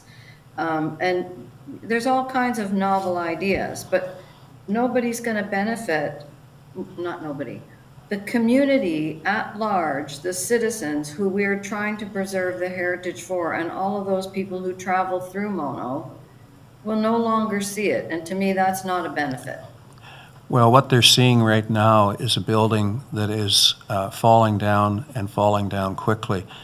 And I would suggest that We can have them fix the roof. I do not believe that the bylaw can force them to spend any money on it. It can fine them for having a derelict building. I'd point out that in their defense, they will say it's not inhabited, it's not like a house. But I can think of dozens of properties in the town of Mono. The Still Barn out on Highway 10 is a classic example. Are we going to go around and be enforcers in terms of you must fix up your derelict building? And then what is the definition of a derelict building? But if we're going to do this on this one building, we should do it on the Still Barn. We should do it on any number of buildings in the town of Mono. I don't know of any municipality that is behaving that way towards its residents. There are occasions when property standards bylaws are appropriate, but I don't think they should be used as a weapon to force property owners to do restorations of a building simply because we think it's a good idea. Melinda. No. It's not a weapon, John. It is our bylaw. It is written in the property standards bylaw that structures must be kept in good standing. It doesn't mean they have to restore the whole building or anything else. It just needs, the roof needs to repair. And as I said, we were a little short-sighted and didn't take action when we should have, when there was only a small hole in the roof. And yes, it is a bylaw that we should be perhaps looking at enforcing. Well, I think appropriately enforcing. Melinda? Thank you, John. I guess we're going to disagree. I think that I learned a lot about the heritage concept, and that's what it is. The Campbell, I remember that whole thing, because I can't think of the derogatory word I want to use, for when they brought that. And so that's an education process in the middle to bring something into an urban setting where, it's like the petting zoo comes to the urban kids, right? Like there was a lot of reasons why in Toronto that would have been could be seen as a valuable thing. But what we've got in our rural Mono is Airport Road is an example of the collection of the buildings. And I guarantee you, if you bend on this one and you remove it, there is going to be a monster home because we haven't got our unfinished business list organized. The things are going to be torn down, they're not going to be there, and everybody's going to have it'll be a very different view. So then, and if we want to do that and be like the Gore Road and Caledon and so on, then okay. But I was under the impression that isn't what the town of Mono wants. I was under the impression that wasn't what the council wanted when we originally designated this. And to bend now to this novel approach, then that's not even heritage. Heritage is the idea of preserving the old, not making something all spiffy for a guest house for somebody. It's the overall way more context to it all than just this one building. And I think that we'll regret it. And I'm just shocked because you were really, really adamant that you'd been in the Shelley Anderson house and knew Shelley Anderson. It was all really terrific. And that will be gone. It'll be gone. That's what the future's coming. My suggestion is it will be gone anyway, whether we win or lose at the Land Tribunal. Ralph? Well, no, because they're living in it. They're living in it. Barely. It's not in great shape, is what I'm told. And when Well, She- I mean, and this when is the Shelley, this is the pro- when but Shelley this is the took me problem, through it John. years and years ago, it wasn't in great shape then. Yes, but this is the problem. We have the Heritage Committee who has given us a report, who have looked at it. If we keep the designation, the family is living in it, then it doesn't have to be repaired and whatever right away. And this is the other issue about things, that it isn't that it's crumbling and that it's pristine and all of the wood is refinished for all, and big bucks spent on it and everything. Because originally things weren't that that way anyway, right? People painted things and then they lived in it. But it will. They want to tear it down. That's why they bought the property. That was the whole thing. They Well- were shocked. That's what we know. They were shocked when we came along to designate it after they purchased it, because they purchased it as what they already thought was a bunch of rubble, and they wanted to get rid of all of the buildings. Ralph, any thoughts? We know that. There, can you hear me now? Yes. Okay, thank you. This is a very difficult one. And we have some real leadership by the Heritage Committee, and I was a part of one of their meetings, and this wonderful group of people who care about Mono. And what more can you ask for the town than that?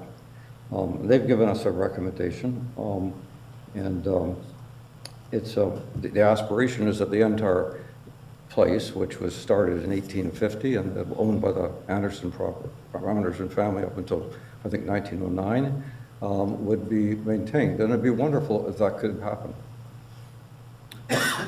The present owners have taken us to the OLT, as you know, and we would have to go and fight that. So there is the concern about the finances, which I think will probably end up closer to $40,000. And that's no small thing, because we spend a lot of effort at budget time on trying to balance our budget, and a lot of effort on trying to maintain what we now have for the present and the future.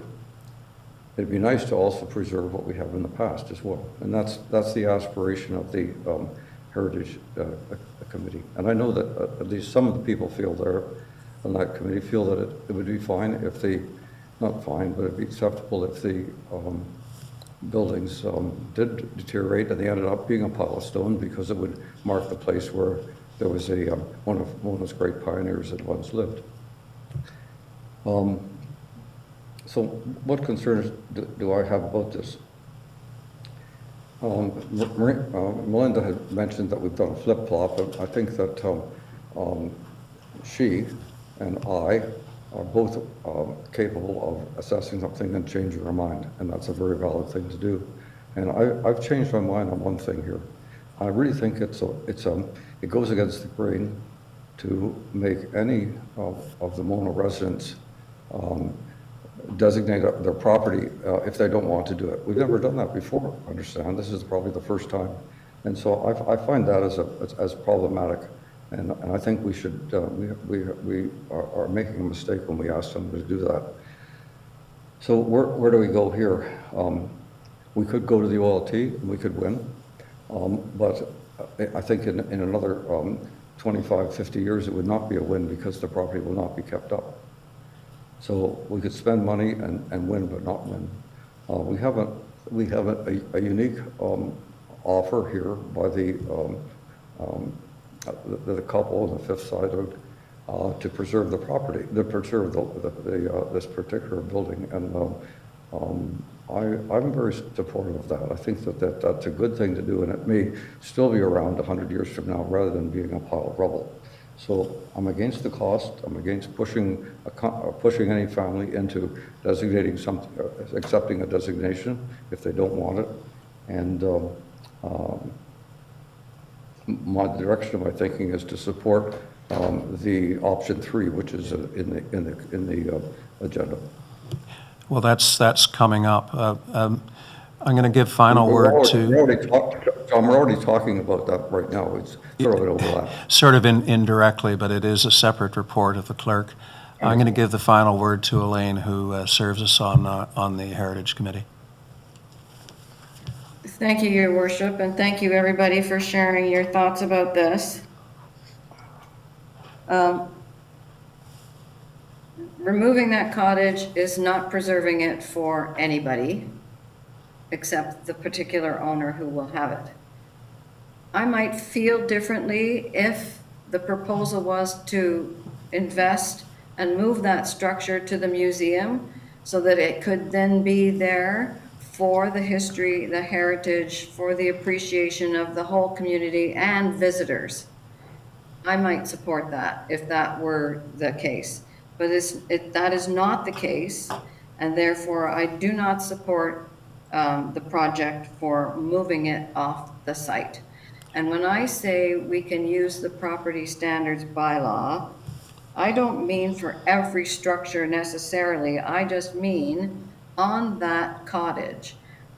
A new roof could be installed on there to preserve that cottage in place. That's what I'm referring to. It doesn't have to be taken down stone by stone and moved somewhere else. Because in my mind, that then removes all its heritage value, and I don't support that at all. Okay. Thank you. And I think in an ideal world, we'd admit that, you know, moving that stone building to the museum would be wonderful, but there isn't the money for that, and there isn't the money to maintain it once it's there. We've struggled with the Corberton Church over the years. As recently as a month ago, we made the decision to move some pews out of there because it wasn't as flexible a space for purposes of rental as we thought it would be. And I agree, in an ideal world, it would be wonderful if somebody came along and cut a check for hundreds of thousands of dollars and did what Tamara Rebanks and James Appleyard are prepared to do. But I just don't think that's going to happen. I know it's not going to happen.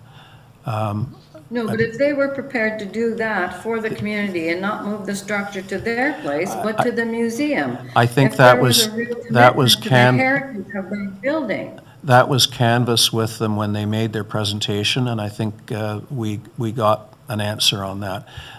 Ralph, No, and then I agree, but I wish that had been the case, because that would have made the whole difference for me. Not really, but I guess that would have been more digestible in that we wouldn't be losing that building, that structure for everyone to see as part of and then the story could be told about the Anderson property at the museum with a plaque and all of that good stuff, but now it's just gone. Ralph, and then I'm going to suggest that we vote on Thank the you. motion on the table, on the table. My apologies, Mayor, I have a problem getting rid of my hand. I have nothing more to say. Okay, thank you. Is there any objection to me calling the vote on receipt of the advice of the Heritage Committee?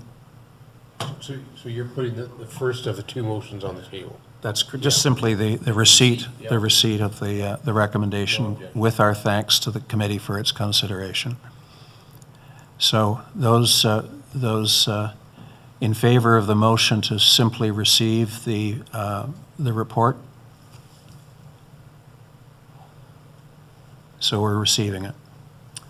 Okay, thank you. The next item of business is the report of the clerk with regard to our options going forward. And there is a option 1, option 2, option 3.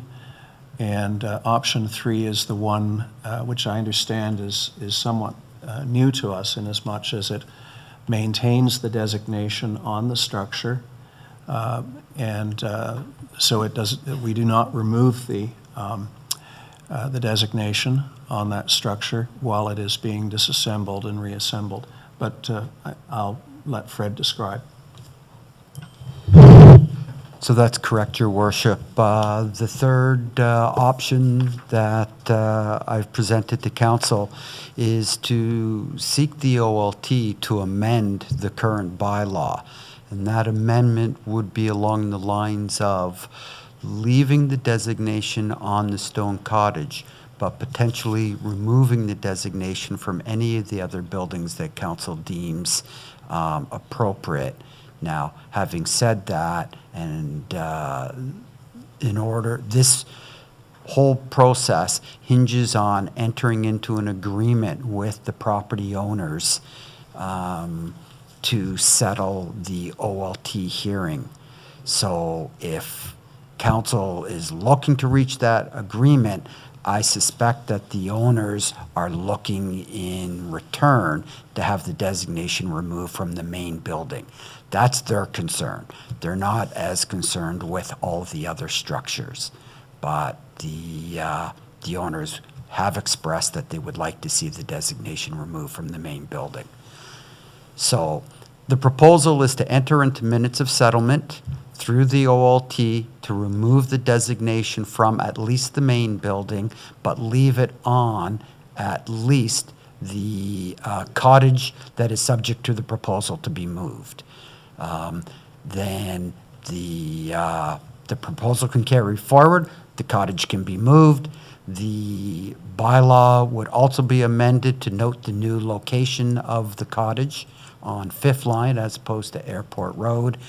And all of the costs will be borne by either the property owners or the proponents who are looking to move the cottage. So there is no cost to the taxpayer. In fact, the saving if we don't proceed with an OLT hearing. Right, there will still be some minor legal costs to negotiate the minutes of settlement and get the OLT to confirm that. So there's some legal costs, but significantly less than pursuing a hearing. And just before I open it up, I have one further question for clarification. And that was, my understanding was that getting a demolition permit, which would be necessary in this case, was incredibly difficult on a designated structure. Can you help us out with the position of the county building department vis-a-vis a demolition permit, given the arrangement that we may settle upon? Okay, so there is a section in the Ontario Heritage Act that permits council to allow a demolition or removal of a designated building with council setting whatever terms and conditions it sees fit. I have spoken with the chief building official at the county who has concurred that if council gives specific direction to allow the demolition and reconstruction of the building, that her department concurs that is permissible and allowable under the Heritage Act and would issue a demolition permit to allow that to occur. Okay. I'll open it for discussion. Ralph? Yes, Your Honor. Fred, could you please clarify the, under option 3, what's happening with the barns?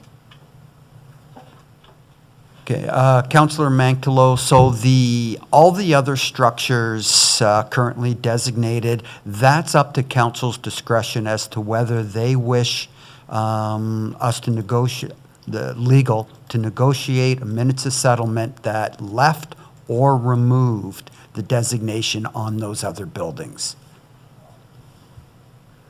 So just to reiterate, it's council's choice as to what they're looking for in the minutes of settlement regarding the other buildings. Okay. The motion, however, as about to be presented, says that the designation would be removed on all buildings and structures except the cottage. So that is subject to amendment, but that's how the motion as presented to us will read. Would people like me to read the motion and then we can discuss? I'm seeing no from Melinda. Elaine? Elaine? Thank you, Your Worship. I'm confused by this motion, to tell you the truth. I thought we were going to vote whether to continue with the designation as established and go to the OLT or not. Like this, I don't know, this is just confusing for me. I don't want any of these options, I don't think, because all of them dismiss the designation proposal that we have right now that's in front of the OLT. I would like us to consider we continue this, as Melinda says. We were adamant about this designation. I think we should vote, do we continue with this designation to the OLT and then see what happens? And I don't like the term that the cost to the taxpayers. This amount of money is not additional to what is already in the tax base. This is part of the budgeted legal costs that we already have in our budget. So I think to keep bringing up is the cost. It is already in a bucket for our budget to expend from. So it's already been accounted for in one way or another. Maybe not identically line by line, but that's where it comes from. So I want to see a motion that says, option 4, we fight the designation at the OLT and win. We could do that. Well, that certainly can be a motion. If this motion, which I can read at any point and ask for a mover and seconder, were that to fail, then I think we would be open to a motion to continue battling this at the land tribunal. But if this motion passes, it's basically authorizing council to negotiate minutes of settlement, which is quite different than battling it out at the OLT. To the issue of whether or not we have budgeted for this specifically in our legal, what we've decided to spend on legals, I think we're already in a very vulnerable position overall. $300,000 into legal activities, and that's not taking into consideration what may face us with the Line 2 development, which was taken out of the budget. And we didn't think we were going to have an OLT action on that. We were led to believe that there might be an alternative presented, but instead of the alternative being presented, we were taken to the OLT. So we have no option but to defend ourselves there. And I think we have to start showing some sense of priority on this in terms of what we can stand in terms of legal costs. Melinda, sorry, my apologies. That's okay, I only just put my hand up. Thank you very much, Mayor. We know where this vote is. We know where this vote is going. The reason why I'm continuing to debate this is because there really is another side. I really am not. I feel that this is setting a precedent, and the whole heritage concept in general in Mono is under the gun because of the changes from the Ontario government and getting the list organized. And right, there's been a pressure and a new sense of urgency with respect to and again we just heard from the hospital how we're going to have double the amount of people here and so on, right? I mean people in the hospital and so on, right? Like everything's growing and changing, and so now is the time to make a decision to try, if this is important to everybody, to make a decision to change this, because this what the family who owns this property now wants is a designation. They don't really care about the barn and whatever. They care about the house they're living in. They'd like a nicer one, and they're going to tear it down and build a new one. And so on our unfinished business is stuff that, again, council said they were very interested in, that we don't want big houses and we don't want them to be seen, and we want berms, and we want all sorts of, and we're nowhere near getting those regulations ironed out. And so it's a free-for-all at the moment with respect to what gets built, and we're just lucky that so far that we haven't had one on Airport Road that everybody drives by yet that is an eyesore. But I gather you all have commented on ones that are around town that, gee, it would have been nice if they had, built them a little differently, or not at all. So I'm fine, because Elaine and I are gonna lose this, that's fine, I can see where we're debating, but just know that the timing on this is a little poor, because we opened the door to anything there because we're not ready yet, or removing the designation, and therefore losing control on what our Airport Road Drive looks like for the masses. So if I could ask Mike, how close are we to a monster home amendment to the official plan, or bylaw, or set of standards? Are we months away, years away? So I believe a report has gone to the Planning Environmental Committee, and there was some preparatory work done with respect to a report for council. But this is something that can be, now that we're through the Bruce Trail, well, generally through the Bruce Trail, OLT, I can ask the consultant planner to focus on it, by all means. You know, and just for the record, I wasn't that impressed with the version that was created in the past on this. I didn't think that it had enough in the way of site planning as opposed to other things. The irony being that if it was a commercial industrial building of 1,000 square feet, we would require a site plan with all the attendant features, whereas if it's a 20,000 square foot house, all we're concerned about is setbacks. To me personally, that was not good enough. So I hope when it does come to council, we're going to be looking at some of these structures, the more intrusive ones, from a site planning standpoint. Currently with, well heard, currently with respect to site plan agreements on residential properties, it is only when a minor variance is received for an accessory structure. So if somebody wants to put up an extra large barn above, I'm going to say 3,000 square feet, I can't remember the number, the Committee of Adjustment has to approve a minor variance, which is subject to a site plan agreement, which would start to control landscaping and lighting. With respect to the square footage allowance and coverages of an individual's right to build what they wish to see on their own property, we'll have to look into ensuring that we're not creating a tourniquet on homeowners that cause an influx of minor variance applications on square footages.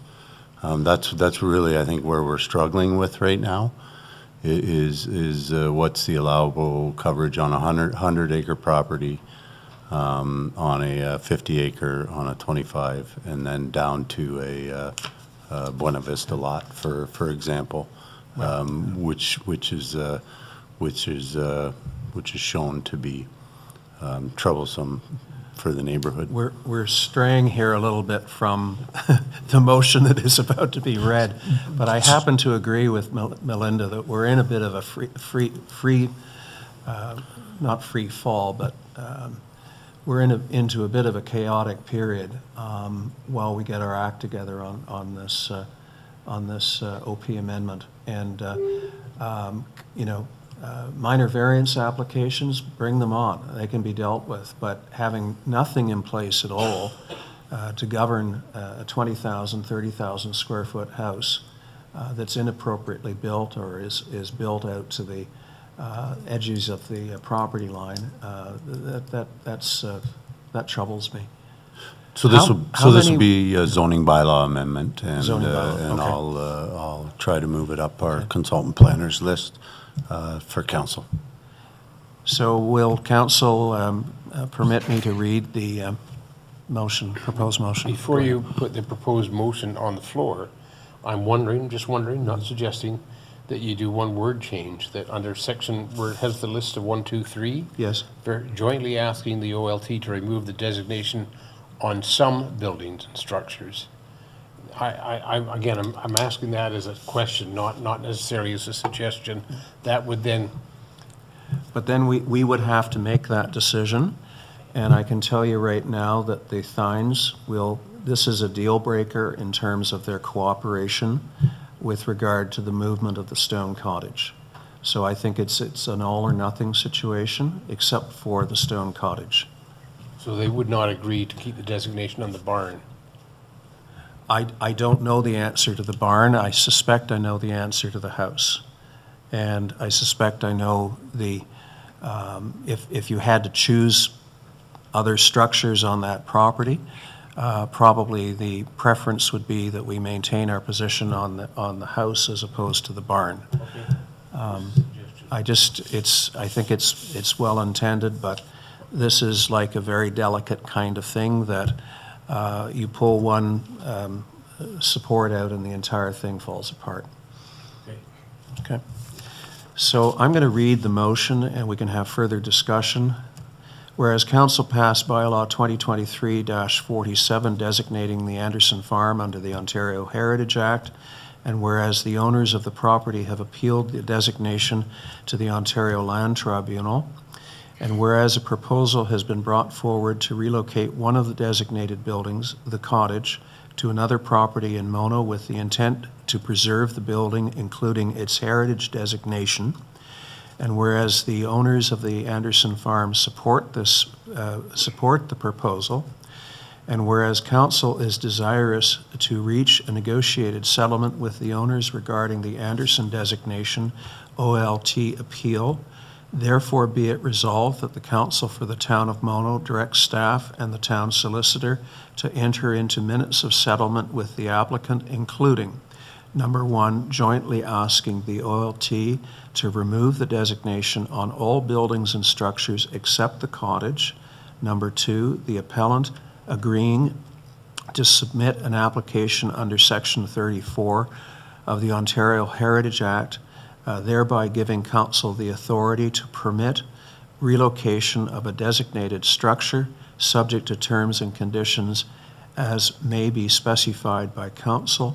And three, the applicant agreeing not to oppose town imposing conditions on relocation, including, number one, cottage to be reassembled at the proponent's property, two, a project overseen by a qualified person suitable to the town, three, all costs borne by the property owner and or proponent, and four, change designated address of the cottage to that of the proposed new location. Do I have a mover for that? Councillor Magdalow moves, seconded by Deputy Mayor Nix. Further discussion?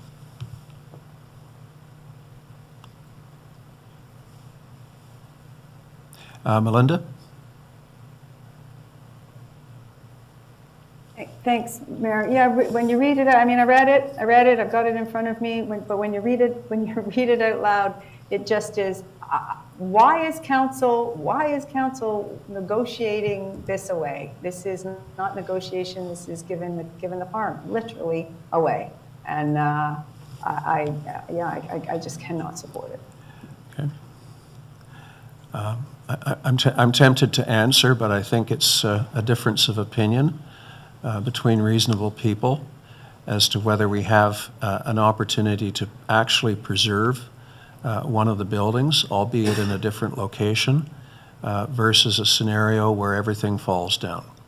I think it's as simple as that.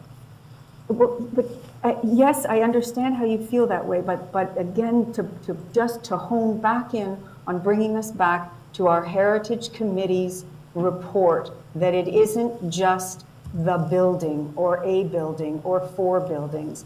It is the position of it, it's the history about it.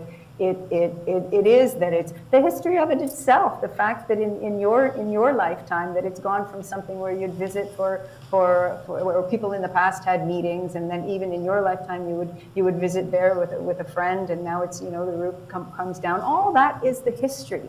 And if you just take one building and move it someplace else, That's not what the Heritage Committee has identified as what makes this collection of buildings in this position the historic.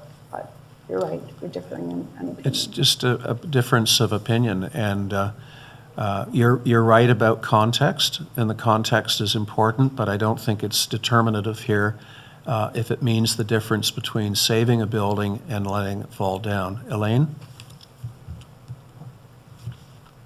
Okay, so thank you. I couldn't find that motion to read it online here. I don't know why. Oh, yeah, I think it'd be a good idea to tear down Pioneer Village too. Let's take some of those buildings away and put them somewhere else. Like, I think we're missing the whole importance, as Melinda has spoken, about this complex and the context in which it sits. And I can't support doing anything other than going to the OLT, because that's the path we chose. We chose to, under the Heritage Act, execute our duty to preserve the historical, cultural importance of Mono. And that's what we've done, and now we're saying, oh, well, we don't want to do that anymore because somebody wants to build this cottage on their own property. No, that is not what we should be doing. We shouldn't be waffling about our duty to preserve and our duty to uphold the Heritage Act. The Heritage Act gives the authority to the municipality to do exactly what the Heritage Committee has recommended in the designation, which we accepted, and we should pursue this as it is with the OLT and see what happens there. Ralph? This is an important property. The historical context that the Heritage Committee have put it into is correct, and I agree with it. However, I disagree that we have an opportunity to maintain it. It's just not going to happen. We can fight it, we can win, and then we'll lose in the long run. We don't really have the opportunity to do what you'd like to do, Elaine. It's just not going to happen. So why spend money on something that's not going to happen? And we have a budget problem. So the other thing that really bothers me is if my property was designated, it was recently designated, as you know. If that was designated against my wishes, I'd be quite upset about it. I don't think we have the right to do that. So there's two issues here for me, and that is whether or not we should be designating a property that somebody does not want to be a property that's owned by somebody who does not want it to be designated, and whether we should be pursuing something that is really a loss-loss. It's a win-loss situation. So thanks for the opportunity to speak. Melinda, then Elaine.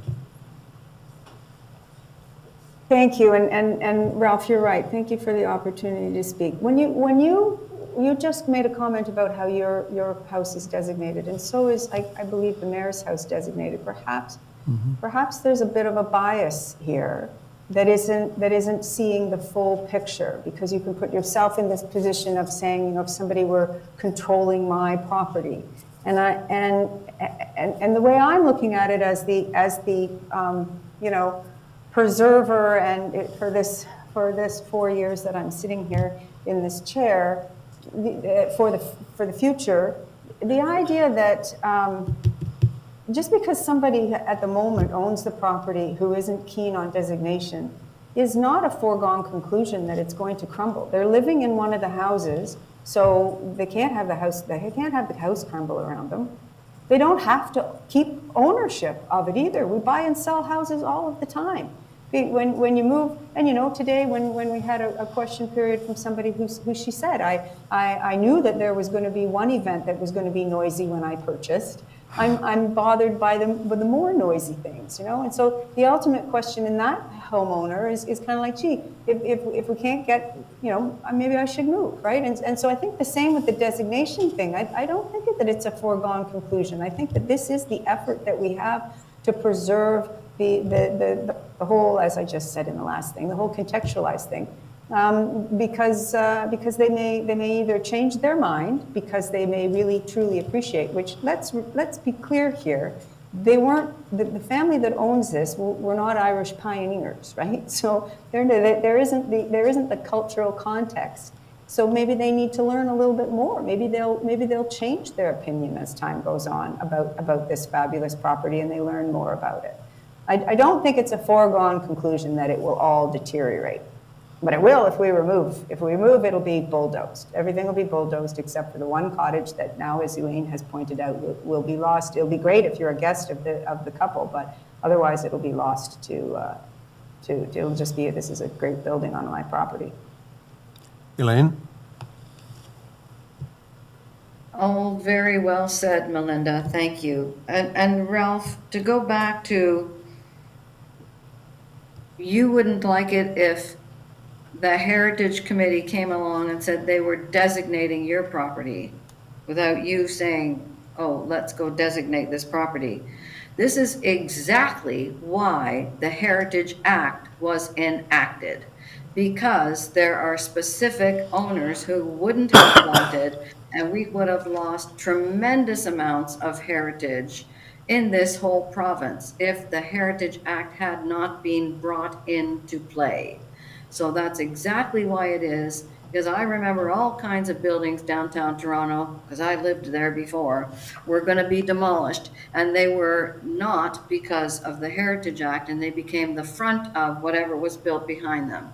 So they preserved the frontage, the development happened behind, but the Heritage Act was actually brought in to preserve, because people were only thinking of themselves and not of the future and not of other people and not of the context and not of the whole, value of the history and culture of where we live.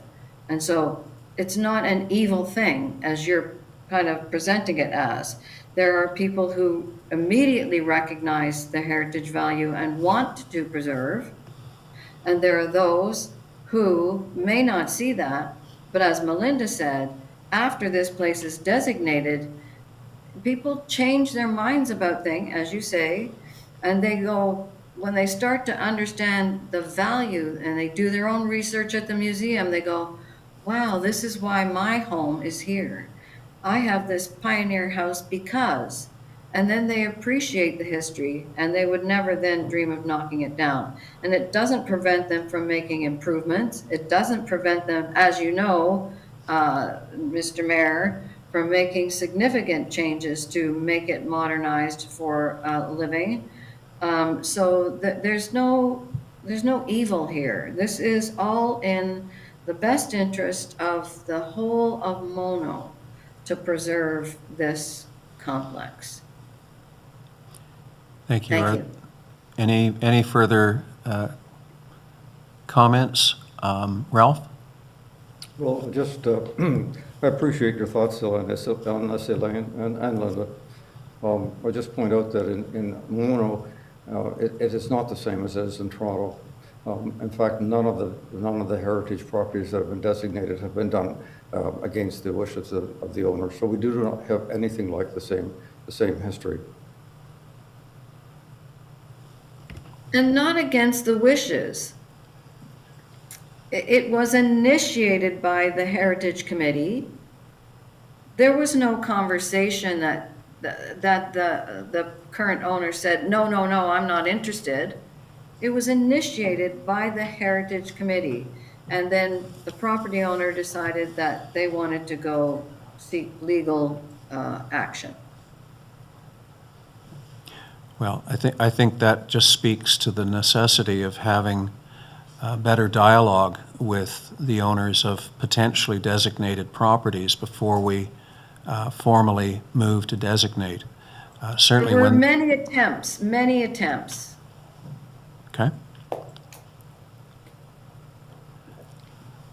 Who would like me to call the question? Melinda? No, I remember, no, but just to be clear, because the residents will be watching this, because this is a divisive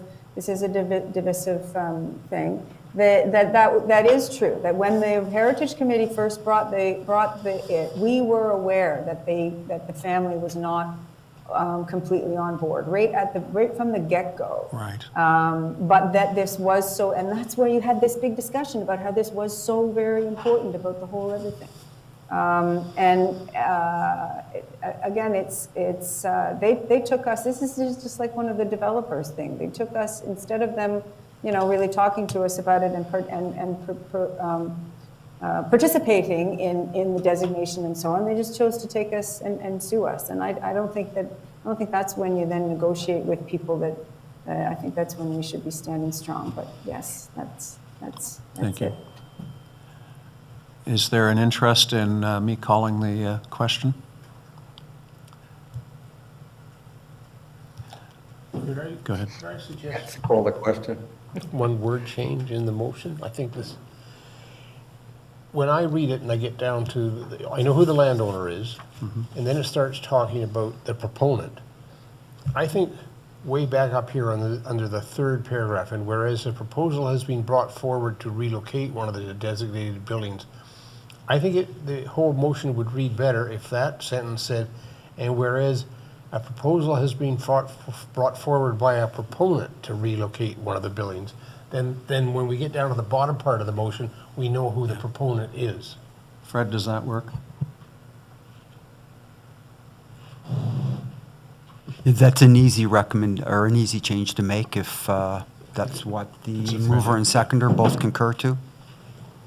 Are we all right with clarifying who the proponent is? Melinda? Yeah, thank you very much. Just curiosity is killing the cat over here. When we are online, which this is a terrific thing that we're all able to be online, we see nobody in the audience or whatever. You had commented earlier that somebody had wanted to speak. Would you please share with the majority of the council here who can't see, who is there today observing this?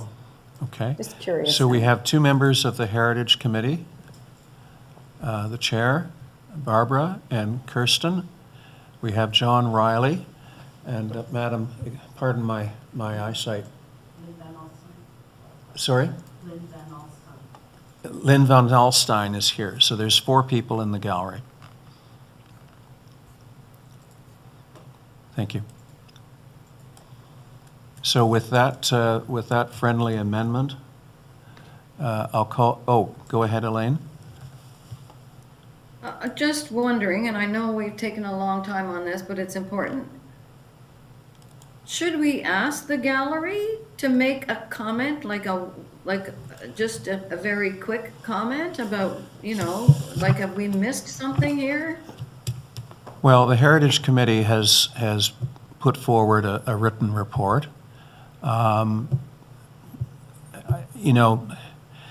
Sometimes when I recognize people from the gallery, I get pushback. Sometimes it's appropriate, but I think we've had a very fulsome discussion. And as I say, it's a difference of opinion, and it's a change of heart. Under new circumstances that weren't known to us or available to us at the time the designation was being debated originally. So I am reluctant to open it up to the gallery, but I'm in council's hands on that. Melinda? Yes, I understand that, and you said right at the beginning that you weren't going to, but pretty well every time we've had a report from the Heritage Committee on the agenda, the chair and Ms. Ball are there, and we usually do have them come up and speak, and it allows us to ask a few questions. And so I did find that a little bit odd.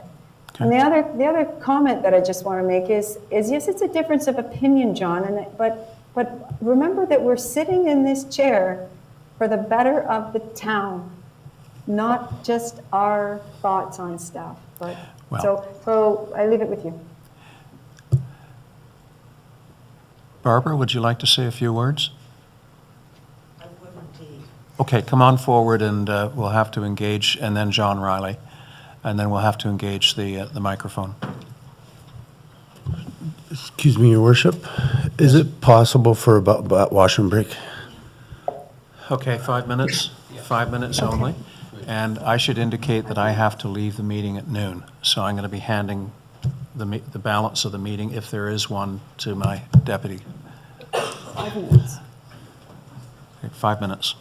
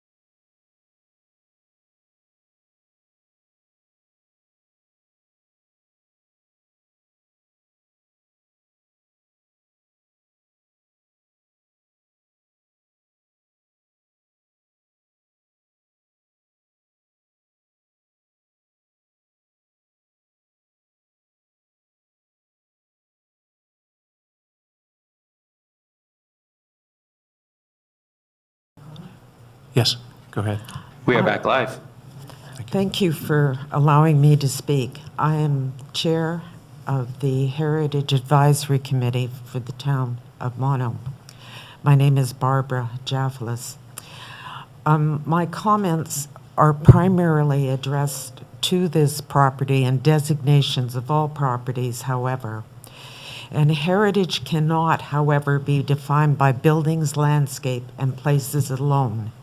It is about the knowledge and insight that heritage offers into how people lived in the past and shared the world around them. This knowledge and an appreciation of how it has shaped our social and cultural values help us make the right choices we face today. To summarize, what is a very wide-ranging set of guidance and general requirements that include there is a need to preserve historic buildings in their original setting.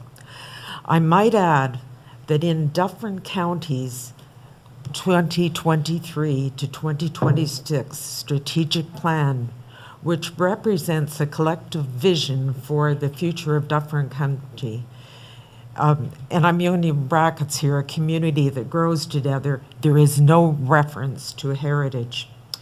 Whereas this strategic plan suggests that there can be an impact on the physical elements of a place or on its setting if its surroundings are changed so that our understanding, our appreciation, and experiences alter. Changes in this historic environment can also affect people's association with a place or its setting.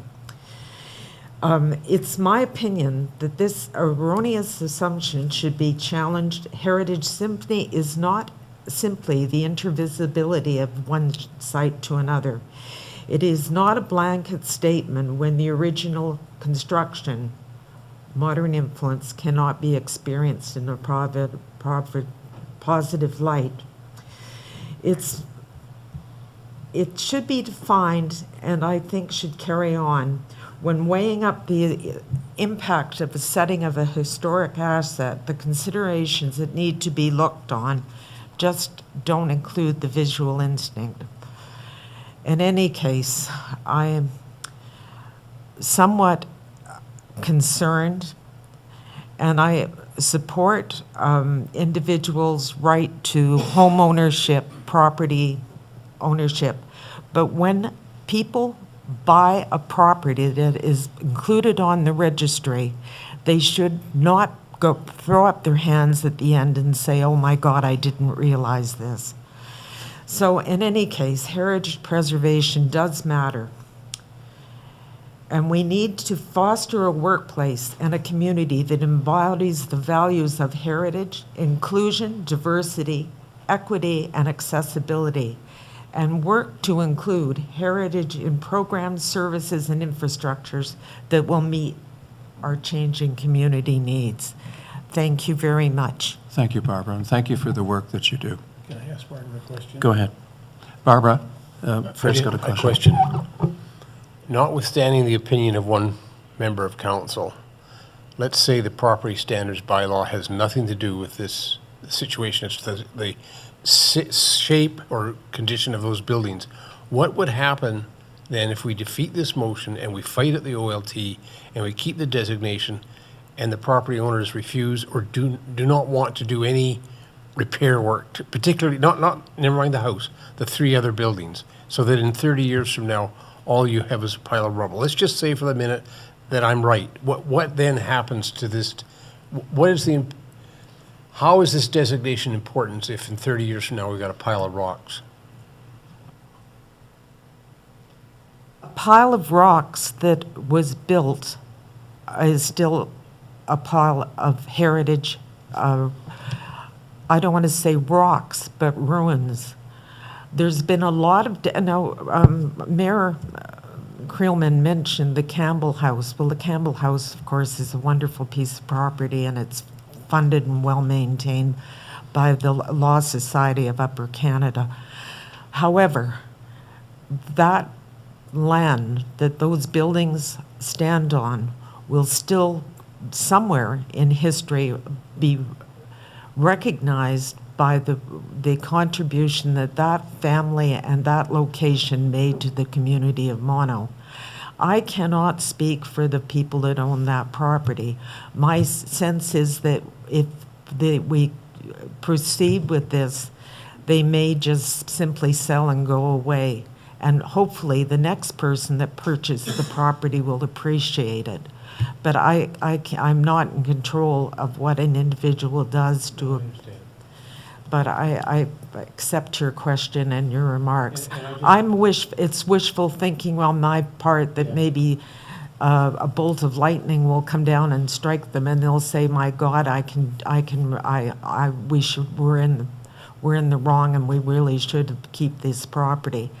They have opportunities to take the original house and add to it, because many Gothic Ontario properties have been added onto, and it might add in good taste and act as an asset to their environment. But unfortunately, I'm not convinced this will be the case. Thank you. Thank you. Mr. Riley, you'd like to speak?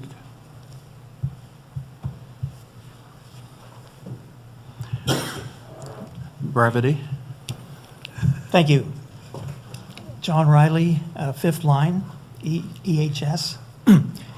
Here to make the case that recognizing the Anderson Farm Complex by regulatory designation is less important than actually saving the Anderson Stone Cottage through restoration. I am averse to adding a photo of a pile of stones to the walls of the hallway outside these chambers. I offer 4 reasons after I reviewed the Ontario Heritage Act Regulation 9/06, which is the list of criteria for identifying cultural heritage properties, and I also spent time with the Anderson family files at the Museum of Dufferin Archives, which I would recommend to anyone. I submit that the old Anderson Cottage is of greater heritage value to Mono, to Dufferin, and to Ontario because, more than just being part of the Anderson family farmstead, first, it is a direct connection to the Indigenous Mississauga heritage of Ontario, as related to me by Mr. Elmer Coleman. Second, as written by Mr. Shelley Anderson, it was the location of the Dufferin chapter of the National Grange, which played a significant role in Ontario, in rural Ontario, starting in the 1870s, helping farm families self-identify as community, as well as providing the essential services of a functioning cooperative. 2 of its recorded projects in the Anderson files were the joint purchase of a, quote, fat tester for milk, and the establishment of a, quote, beef ring, the latter by which neighbors could share their meat products efficiently in the era before refrigeration. To quote from the Anderson family files, out of the Grange or following it came the full-blown co-op and the United Farmers of Ontario, the latter party forming a provincial government under Premier E.C. Drury, unquote. The Grange's motto was unity, liberty, and charity. It was open to all. For example, Agnes MacPhail was the first woman elected to Canada's House of Commons and was a member of the Proton chapter of the Grange just north of us. Third, the cottage is still, even in its present state, in its as-built condition, as its builder built it, without improvements or upgrades over the years. Fourth, and finally, the main Anderson house has been so significantly improved and upgraded over the years that it is nowhere near its original condition, unlike the cottage. So to end, this is an opportunity to conserve an important heritage building. Please support this. Thank you very much. Thank you. Any questions of John? Seeing none. Anyone want me to reread the motion? I'm not seeing that. call the question? Have you got a mover and seconder? Was it done? I believe we have a mover and seconder. Okay. Can I correct. ask for a recorded vote, please? Yes. That's correct, Your Worship. John, Sorry. I have a technical problem. I'd like you to reread the motion, please. I do not have it in front of me. I want to be sure what the motion says. Okay. Whereas council passed bylaw 2023-47 designating the Anderson Farm under the Ontario Heritage Act, and whereas the owners of the property have appealed the designation to the Ontario Land Tribunal, and whereas a proposal has been brought forward to relocate one of the designated buildings, the Cottage, to another property in Mono with the intent to preserve the building, including its heritage designation, and whereas the owners of the Anderson Farm support the proposal, and whereas council is desirous to reach a negotiated settlement with the owners regarding the Anderson designation OLT appeal, therefore be it resolved that the council for the town of Mono directs staff and the town solicitor to enter into minutes of settlement with the appellant, including, and I missed the proponent addition, appellant including one, jointly asking the OLT to remove the designation on all buildings and structures except the Cottage. Two, appellant agreeing to submit an application under Section 34 of the Ontario Heritage Act, thereby giving council the authority to permit relocation of a designated structure, subject to terms and conditions as may be specified by council. And three, the appellant agreeing not to oppose council imposing conditions on the relocation, including, number one, Cottage to be reassembled at the proponent's property, two, project overseen by a qualified person suitable to the town, four, all costs borne by the property owner or the proponent, five, change of designated address of Cottage to that of the proposed new location. I think you got some of the numbers wrong there, but it's okay. Okay. Yeah. Ralph, does that assist?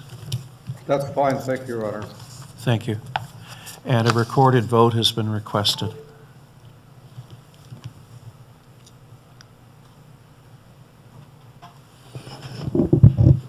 Okay, so the motion as moved by Councillor Mangtalo and seconded by Deputy Mayor Nix, as reread with that one minor change to paragraph 3, where the words were added, brought forward by a proponent to the relocation.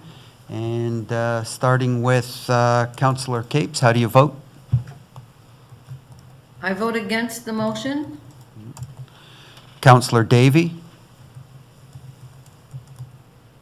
No. Okay. Councillor Mangtalo? In favor? Deputy Mayor Nix? Yes. Mayor Creelman? Yes. So the motion is carried on a recorded vote, 3-4-2 opposed. Thank you, everyone. Next item on the agenda is the item from the town of Caledon with regard to illegal land use, and it is a letter of the mayor to the premier describing the situation in Caledon, as well as describing the situation in many municipalities, including our own, and deficiencies in the Planning Act as well as the Municipal Act. Are there any questions? Melinda? Yes, thank you, Mayor. I just, I had a question, and it kind of goes, this next item kind of goes along with what I predict will happen with this last item that we just voted against, that we will have some land use issues coming up on this Anderson property. Can we, is it possible to go back to the unfinished business? And really, I mean, we did ask the question of the CAO as to what our timing, you know, or our clerk actually answered the question. No. The timing on these issues that Elaine had suggested be bundled, but that they become of paramount importance now that we have opened this quagmire of what's going to happen to this property I don't know that we need to reopen it so much as ask that when it comes back to us at our next meeting, that it be given the highest possible priority with a very clear timeline so that we are proceeding with that monster home issue as soon as possible. Would that be satisfactory? I think so. I mean, because I think, yes. Because we need to do it anyway. Well, I know, except that, well, and I mean, and Ms. Jaffley's had a really good point, that, you know, it wasn't that this was a surprise and brought after this land was purchased. The land was already on the registry, and it was only the designation that came after. So the same thing for this is a timing issue, kind of, that there'll be permits and there'll be ideas and things like that, and we want to have our stuff well in place and go into this eyes wide open as to what we have now allowed to happen in the town of Mono with important properties. Thank you. I think that we understand that, Mike? Yeah, that's straightforward. And, Okay. yep.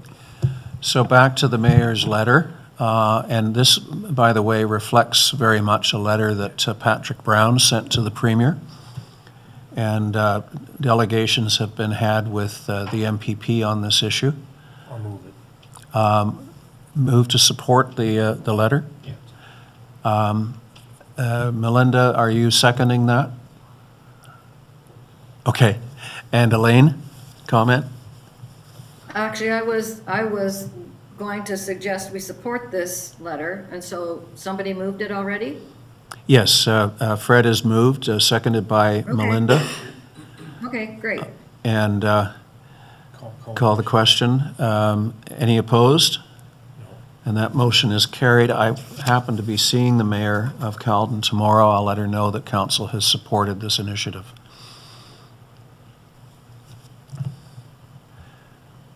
Next item is automated speed enforcement. Fred, this is your memo. Yes, Your Worship. So per council direction given previously, staff has been moving forward this file, and we're at the position now of seeking council's permission to enter into an agreement with Global Traffic Group to be the company that provides us with the AES service. I'll move the motion. So I have a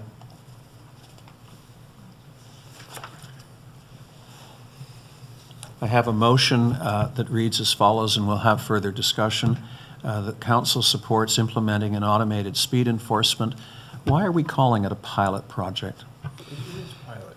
Technically, it is a pilot project. One of the benefits of this is it gives us a little more latitude in our negotiation with the vendor.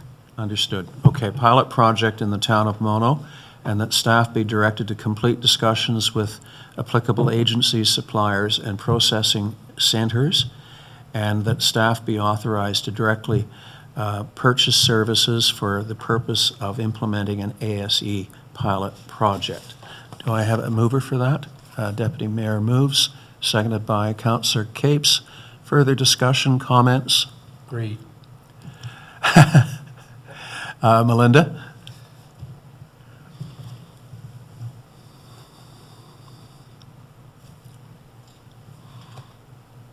You're muted.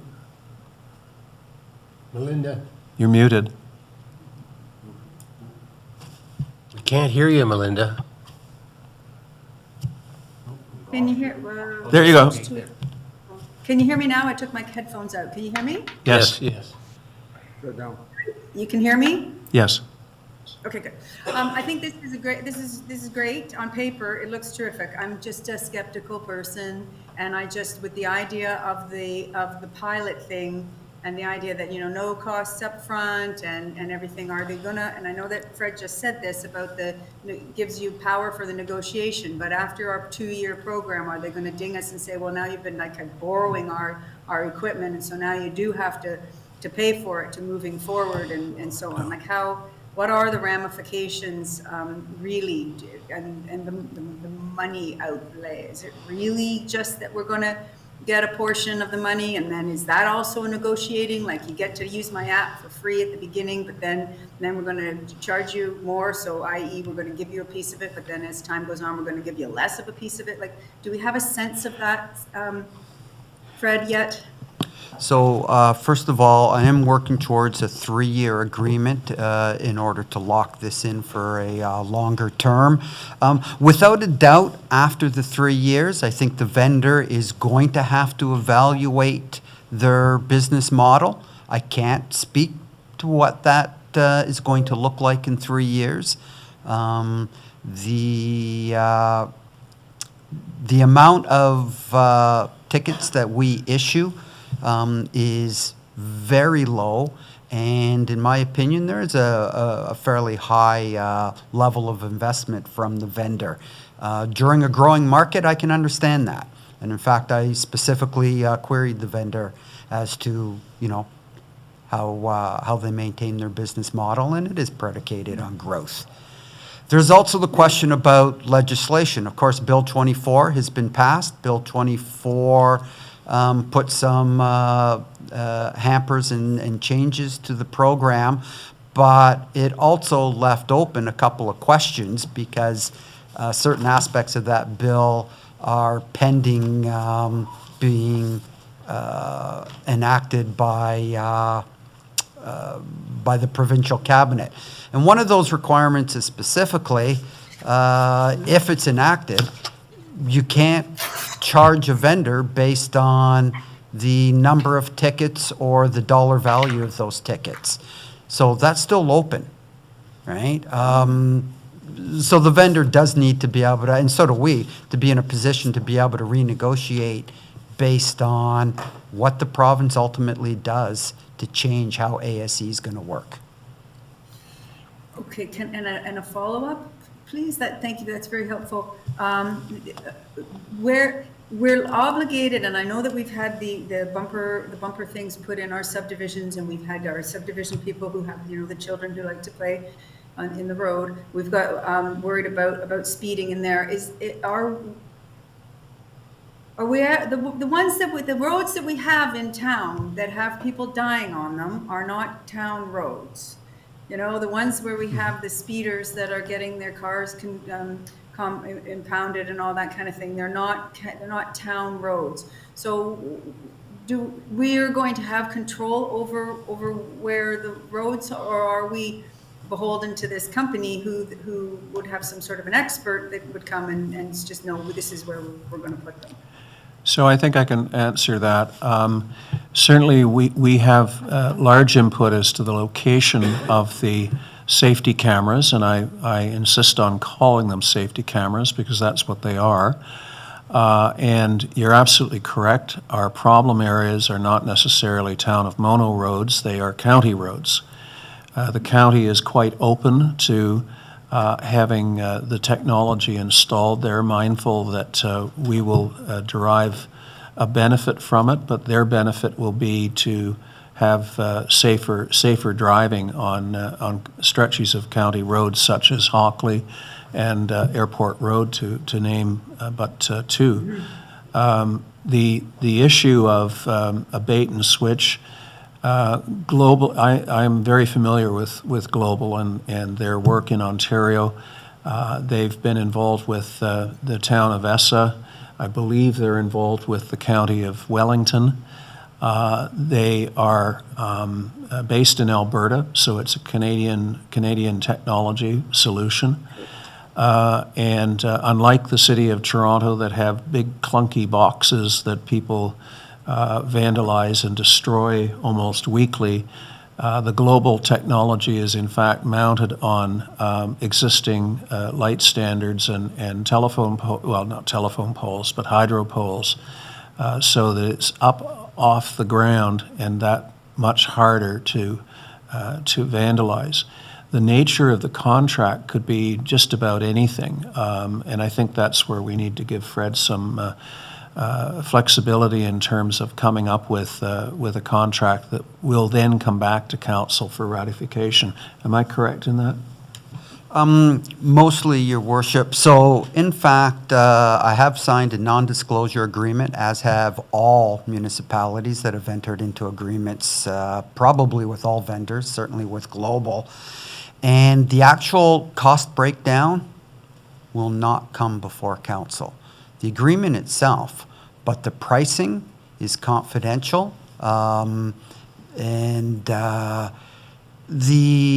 idea there is, A, to protect the proprietary information of the vendor, but again, the purpose here is not to make money. The purpose here is to cover our costs, right? So as long as council's confident that our costs are covered, and of course, they will see the revenue and they will know in aggregate, you know, any outlay that the town has, and they'll see the revenue come in. But the schedule listing the actual breakdown of costs has not gone before council on any of these agreements. Yeah. So one further thought, and that is, council will recall we passed a motion to the effect that any revenue from safety cameras goes directly to offset policing costs and bylaw enforcement costs. And that is to assuage people out there that this is not a cash grab, that in fact it is offsetting costs that the taxpayer would otherwise need to cover. So I think it's very important to make that statement up front. Yes. Melinda? And then Ralph? Thank you. Yes, just a little question on that one. Yes, so the revenue, so when they do these cameras for the red lights, you get a ticket just to your car and you don't get any demerit points. Is that the same way that these speed things work too? It comes to the car because you can't prove who's driving That's it? correct. You cannot attract demerit points because it isn't a police stop per se. It is an automated process. So it is simply a fine. And importantly, the fine would go through a process that we've talked about in the past, administrative penalties as distinct from dumping all of these charges into the court system, which would be chaotic in the extreme. Ralph?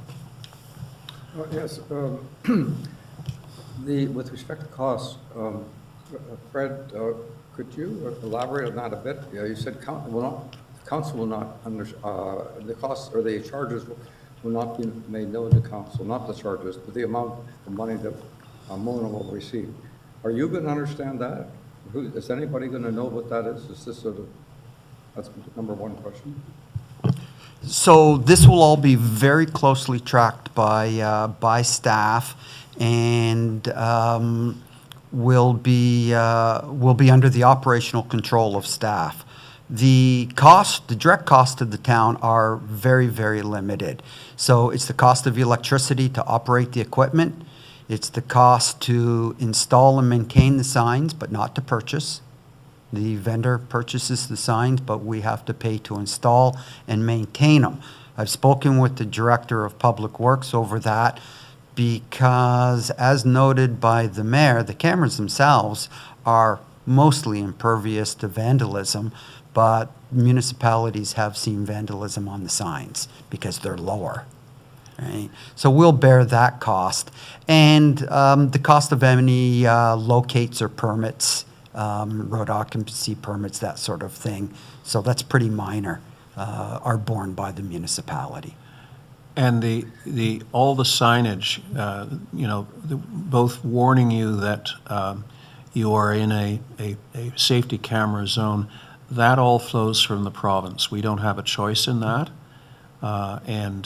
Despite what the Premier said a number of months ago about that being non-existent, and in fact it is very existent, and I suspect the province is going to even increase the requirements to let people know that they are on candid camera.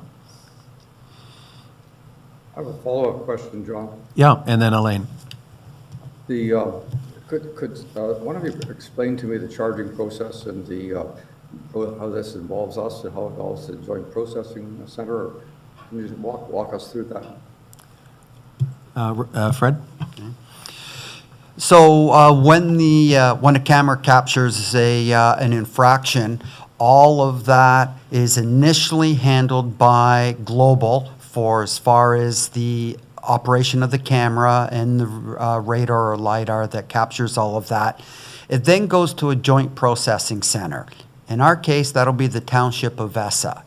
So ESSA will then process the violation, send out the infraction notice, and then if it's appealed, they will handle both levels of appeal. There are 2 levels of appeal. There's a screening officer, and then beyond that, there's a hearing officer. All of that is under a separate agreement that we will enter into with the Township of ESSA for handling that portion. The town will be responsible for tracking the number of violations and ensuring that other disbursements are made, that we receive our revenue, because we'll process the payment. And then we will make disbursements to Global and to ESSA, and also to MTO for the cost of an address lookup on a license plate, plus we will remit the victim surcharge. So we will do all of that accounting. That's what our staff will do. But the processing of the tickets will all be done external. And the charge, I presume, is related to the speed. It's a fixed charge depending on speed and location. So the charges are prescribed. They're in the regulations governing this, and it's an amount for every kilometer over the speed limit, but it's in brackets. So for example, 1 to 19 kilometers over is $5 per kilometer. If it's 19 to 29, I have to look that up. It's $7.50 a kilometer. And if it's more than that, then it's it's $15 per kilometer. And then the victim surcharge, same thing, depending on the amount of the fine, it's prescribed how much the victim surcharge will be, and it's $8.25 to MTO for the lookup. All of that makes up the final ticket, those 3 amounts. If a person then requests a hearing and is a no-show, we're allowed to add administrative fees for no-shows to help recoup our costs that we would have to pay ESSA even if they don't show. The hearing officer would have been available. But all those screening and hearings are done virtually to reduce the cost. None of those are in person. Thank you. So is there an amount above the speed limit at which this kicks in, or does it kick in at 1 mile per hour or 1 kilometer per hour above the designated speed limit? So first of all, as you've probably known, municipalities do not disclose that. What the town of Mono operational policy will be is we will follow the Ontario Traffic Council's recommendations, plus we will work in concert with our adjoining municipalities to ensure that they're the same, so that it's the same amount. However, those trigger speeds recommended by the Ontario Traffic Council are confidential. Right? The reason for not disclosing the actual amount is you create a default amount of speeding that would be permitted.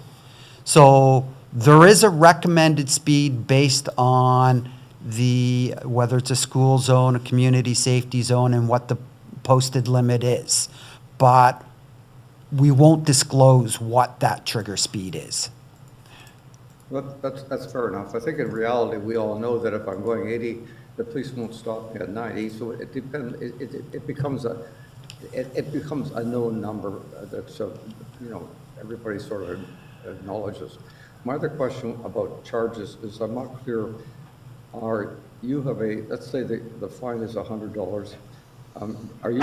Are are you going to have any control over how much we get back? Or do you know how much we're going to get back? Well, that will be subject to the negotiation. So with the agreement with Global will be taking a certain amount, and so will ESSA to offset the work that they're doing on our behalf. And then we retain the difference. All right, thank you. So just on the issue of the trigger speeds, the trick there is to have a trigger speed that is not so low as to cause the whole program to be held in disrepute. I can assure you from what I know, the trigger speed is not dissimilar to the trigger speed that causes a police officer to pull somebody over and charge them with speeding. In other words, you don't see very many tickets being issued for 5 over, as an example. You see a lot more tickets for 20, 30 over. So it has to be credible and it has to be defensible, even though it isn't a good idea to reveal what the trigger speed is. Elaine?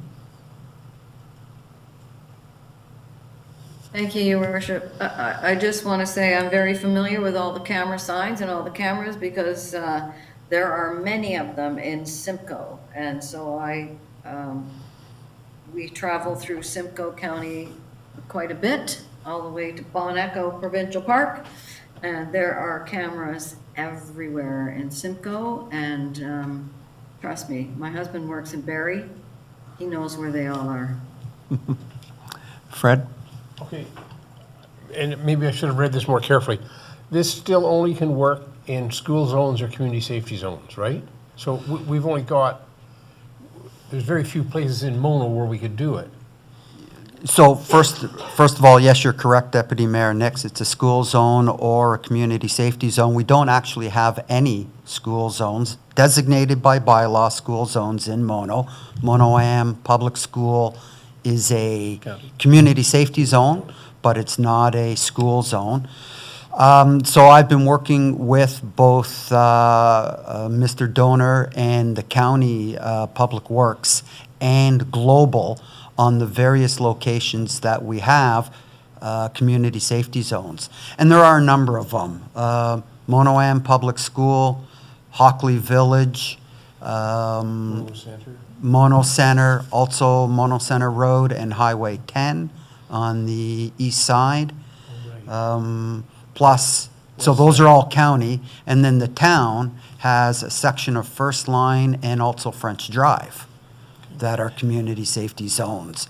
So we've been working with all of those to determine, first of all, is there a need, right, for this equipment at those locations? Is it justifiable and defensible based on traffic data that we have? And also the OPP have been working with us to provide us with their data on collisions. But with respect, the real problem is Highway 10 and Airport Road. Okay. So can I help on that? Yeah, sure. The province will never allow this technology on its highways. They are dead set against it. At least this particular government will never allow it. The Highway Traffic Act allows a municipality to declare a community safety zone anywhere it believes it's appropriate. So we aren't simply confined to the existing community safety zones. If we wanted to install this technology on Airport Road as an example, we could ask the county to declare a community safety zone in the middle of nowhere, and I know this sounds absurd, but it is true, and we could install the technology so long as the speed limit did not exceed 79 kilometers per hour. And I've been fighting these silly rules for years now. But the reality is there are municipalities that have declared community safety zones in the middle of nowhere so they can use this technology. Thank you. There. Any further questions? Oh, Melinda. Yes, thank you, Mayor. Right, so speaking to that then, we're limited at the, and this brings me back to my first questions about the whole pilot project thing, and you called it a bait and switch. That's a really good expression. So at the moment, we're quite limited, and I'm presuming that the pilot project would be in these areas that they're already set up as a community zone, as opposed, and that as we went forward, if we go forward with this after the pilot, then we could make part of third line by where I live, and part of Hockley Valley Road and all those different places where you live. We could make those community zones, or are we proposing right now to really look at our roads and do something innovative for this pilot project? Like that's. So my hope would be that we determine where the technology should roll out, regardless of whether it is currently an existing community safety zone or not. There are places where we don't have community safety zones, but where speeding is a really, really serious problem. So even in the pilot phase of 3 years, I would hope that we would identify the areas of greatest need, and then, as a council, make the determination that in order to deploy the technology, we must, according to the provincial law, declare a community safety zone. I don't know whether Fred agrees with me or not on that. To date, Your Worship, we've only examined areas where it would be legal to install at the current Well, rules. I will be pushing really, really hard for Airport Road. So, Yeah, and the speed limit issue too, right? The 79 kilometers. Like, what is the lead time for us to, with staff's input, obviously, because I think it's a public works thing too, right?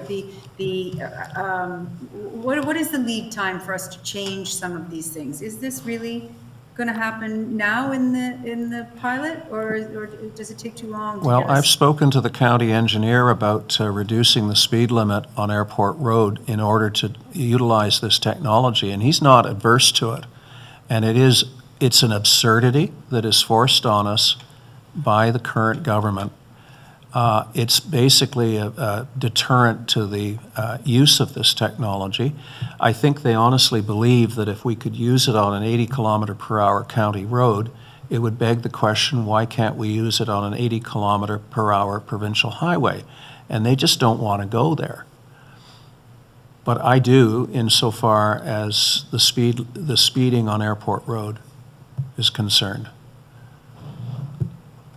So I don't know if we need to amend the direction to the clerk, or whether he's heard our thoughts on this. Your Worship, I think like the county road, obviously Airport Road has definitely been a sore spot or a hot spot. And we did have our 1.25 officer positioned there, and of what I believe to be a very positive safety mechanism. With respect to locations, though, I think staff would be it'd be advised from administration that staff would be the leaders of the locations on mono roads. Matt would have to come up with some sort of reviewing criteria. What we don't want is the loudest voice in the room to generate requirements for speed, and that. Well, I will be the loudest voice in advocating for this technology on Airport Road. Yeah, and that's why I started with that. I think Mono's biggest problem is Highway 10, and so I think there's some criteria that Matt has been accumulating that would help council answer council's questions, similar to the solar radar sign that we have. Mm-hmm. Everybody wanted it as soon as they found out we bought it.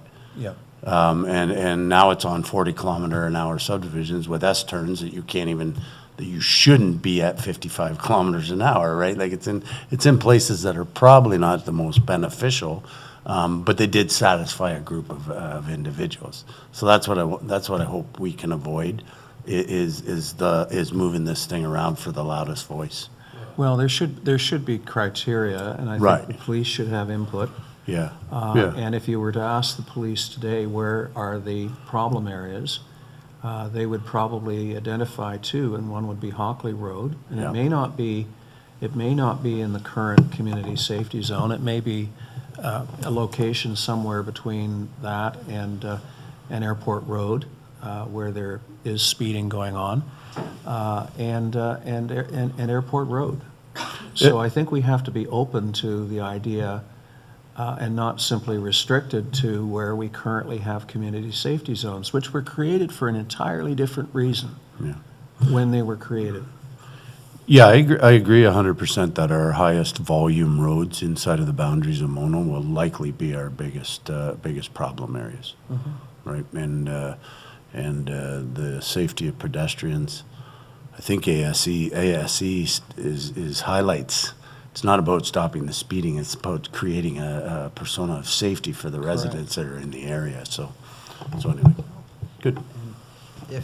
If Your Worship, I could just want to point out one thing, though, is that part of Bill 24, not a portion not yet enacted, is the province has suggested that it will assume the ability to overturn any municipality's community safety zone bylaw if they disagree with it. Now, that's not enacted. Let's but face that gives when it becomes an issue. Right. And you know, I had a discussion with the MPP about this a number of years ago. And her response to my objection to the red tape and the rules was as follows: why don't you declare Airport Road a community safety zone and reduce the speed limit? To which I suggested that would be an absurdity in order to simply deploy the technology. Why doesn't the government increase the speed limit to 80 and lift the requirement that there be a community safety zone? So that's where we left it. Melinda, then Elaine, and then Ralph. I think Elaine, thank you, but I think I just wanted to say something to what you said, but Elaine's had her hand up for a while, so can she go first? Okay, Elaine, sorry. Go ahead, Melinda, if you wanted to add something to what the mayor just said. Oh, you're muted. Thank you. Yes, I was just going to say, you know, arguably the people who do live, it is a community. That is the interesting thing about Airport Road, right? Like in Mono, it is a community. There are gates and houses all the way along. People have to wait to back out. Like, maybe, is it really absurd that when you're going through the town of Mono on Airport Road, which goes all the way from the airport all the way up to Collingwood, when you're in Mono, it's our community, and maybe it should be safe and low speed. Anyway, that was Yeah. I'm not opposed to it. Okay, so Ralph? so thank you. There is a community safety zone on Airport Road at the Stanton corner store there, where the Stanton corner store used to be. So north of Highway 89. So that is one example of a community safety zone on Airport Road, and I'm sure we could make more. The other thing is too that I'm sure, as you said, the OPP can assist us with knowing where are the, you know, critical spots, because they have the Black Cat and they have the Black Cat data, which might, you know, indicate, like, especially, you know, as Melinda was saying, yes, this is a community, and Hockley Valley Road, you know, people live along that road, and it is for community safety, because people can't get in and out their driveways to move around in our municipality because they're speeding. I do want to remind council, and I know people on staff are going to cringe when I say this, I did bring forward the idea of changing the speed limit in Mono to 60 everywhere. And I have to tell you that in King, all the roads are paved, and all the roads are a speed limit of 60 kilometers throughout the whole township of King. So that could be our aspiration. Change the speed limit. It doesn't make as much wear and tear on the roads, saves us in the road department, and who knows, maybe that savings could be invested into some paving. So I'll just leave that notion out there. Thank you, Elaine. Ralph? Is this technique functional for motorcycles? Yes, I believe. It is. Absolutely, and in fact, it's really the only way of addressing motorcycles, because the police normally do not chase a Don't chase them. motorcycle. No. I just wanted to add quickly, Your Worship, that the graphic that you put in the report, Fred, I think is brilliant. People don't realize, I know when we were fighting an issue at Primrose School, somebody wanted to put a trucking switching station in, and the speed limit there is 80. And somebody said, well, let's just reduce it to 60 so that people don't get hurt. Oh yeah? Your kid's gonna get squashed no matter what speed those big trucks are doing. But anyway, that was a very good visual, so people know what the fatality is as a result of different speeds. Okay, this has been a terrific discussion. I'm glad to see us going ahead with it. Fred? No, I was just going to mention, Your Worship, that the motion is still on the floor. Let's call the question. Okay. All in favor? Anyone opposed? The motion, oh, someone's opposed? No, I think that was in favor. Okay, the motion carries. Okay. I must excuse myself and hand the meeting over to the Deputy Mayor. Thank you. The next item of business on my agenda is the Lynn Gibson Playground tender, which was to be available on desk, which I didn't get, but I do have something from Kim on desk, so I would ask for some clarification. What is the next item of business, Kimberly? Yes, thank you, Deputy Mayor. The next item of business is actually the resurfacing of the Mono Center Park tennis courts.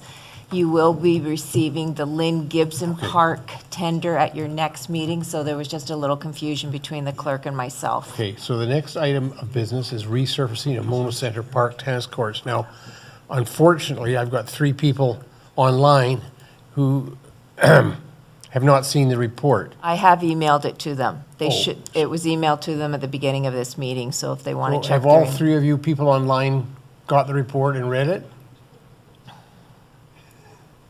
Have you read the report? I saw that we got it, but no, I've been looking at you, not reading my. No, because when I have the council meeting open, I cannot see my email, so I didn't know that I Okay. received it. I apologize. Kim, as briefly as you can you explain what's in this report and what your request is, please? Certainly. This report is in regards to the resurfacing of courts 1 and 2 at Mono Center Park, tennis courts, that is. These are the 2 older courts. Last year, or in 2023, we put in the 2 new courts, which are referred to as courts 3 and 4. So these are the original tennis courts that we've had over there for a number of years now. So the town of Mono, we work in partnership with the Mono Tennis Club for the maintenance of the tennis courts at this park. And per industry standards, tennis courts are normally resurfaced every 10 to 12 years. The last time we had these courts resurfaced was in 2013, and prior to that, it was actually in 2001. So we have been able to stretch our resurfacing timeline out to 12 years, which has been beneficial to the municipality.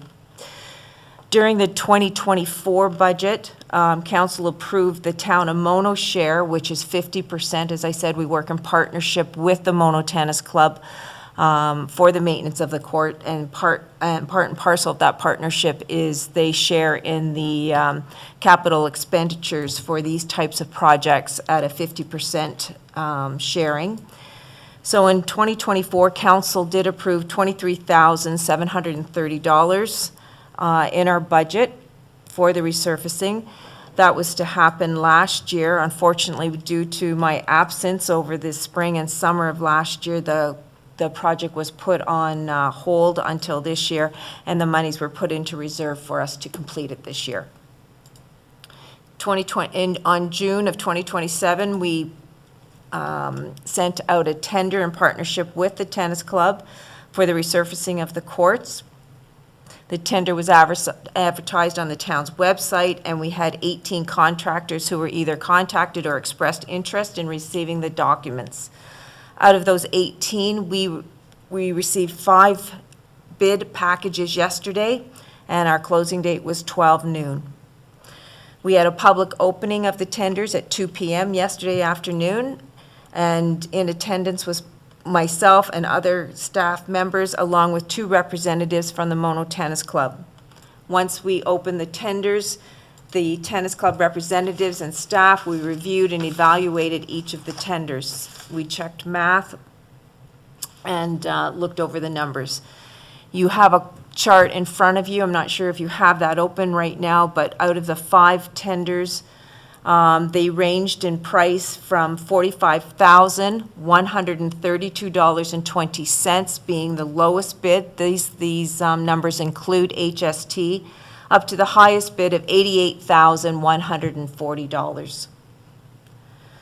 So based on evaluation of the bids, the town is recommending, or the writer is recommending to council that court contractors, because of their bid of $45,132.20, and reflecting on the quality of their workmanship for the resurfacing of courts, we are suggesting to council that they accept the bid of $45,132.20, inclusive of HST, while recognizing that 50% of this cost will be shared between the Mono Tennis Club. That equates out to our share for this project of being $22,506.10, which comes in just below the budgeted amount that we had put aside.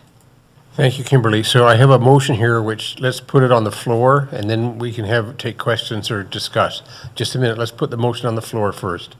The motion is that council for the town of Mono accept the bid price of $45,132.20, including HST, from court contractors of Mississauga, Ontario, to resurface tennis courts 1 and 2 located at Mono Centre Park. It is understood that the cost for the resurfacing of the courts will be shared equally between the town of Mono and the Mono Tennis Club. Do I have a mover for that motion? It Capes, and seconded by Manctolo. Now, questions or discussion?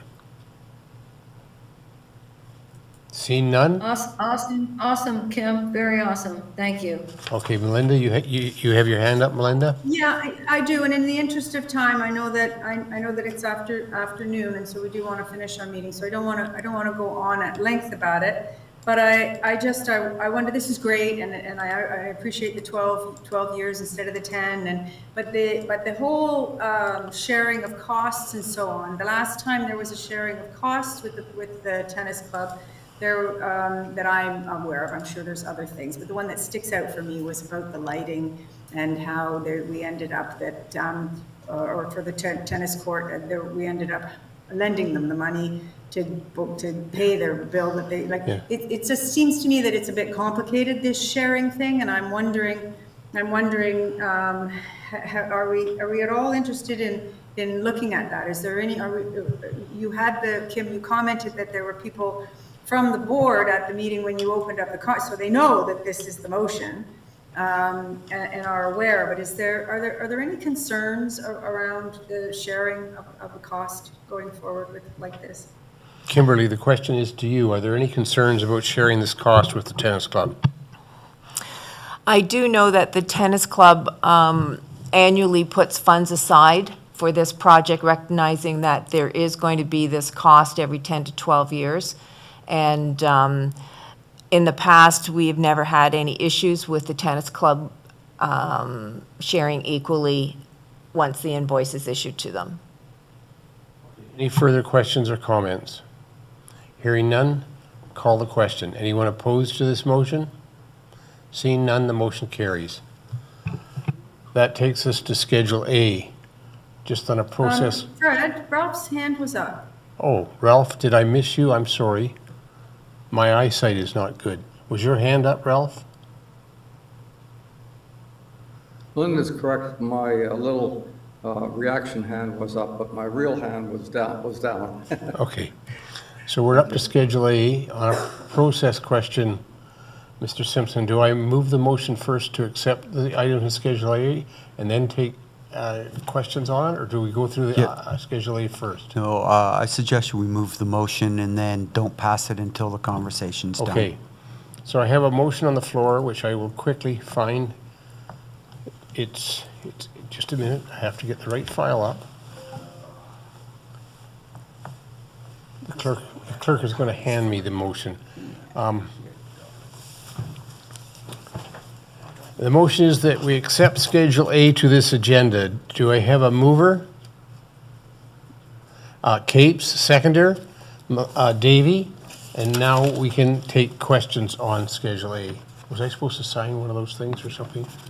I can do it afterwards. No, you don't need to sign. Okay, so anybody want to pull any items on Schedule A for discussion? I see one hand up, Elaine.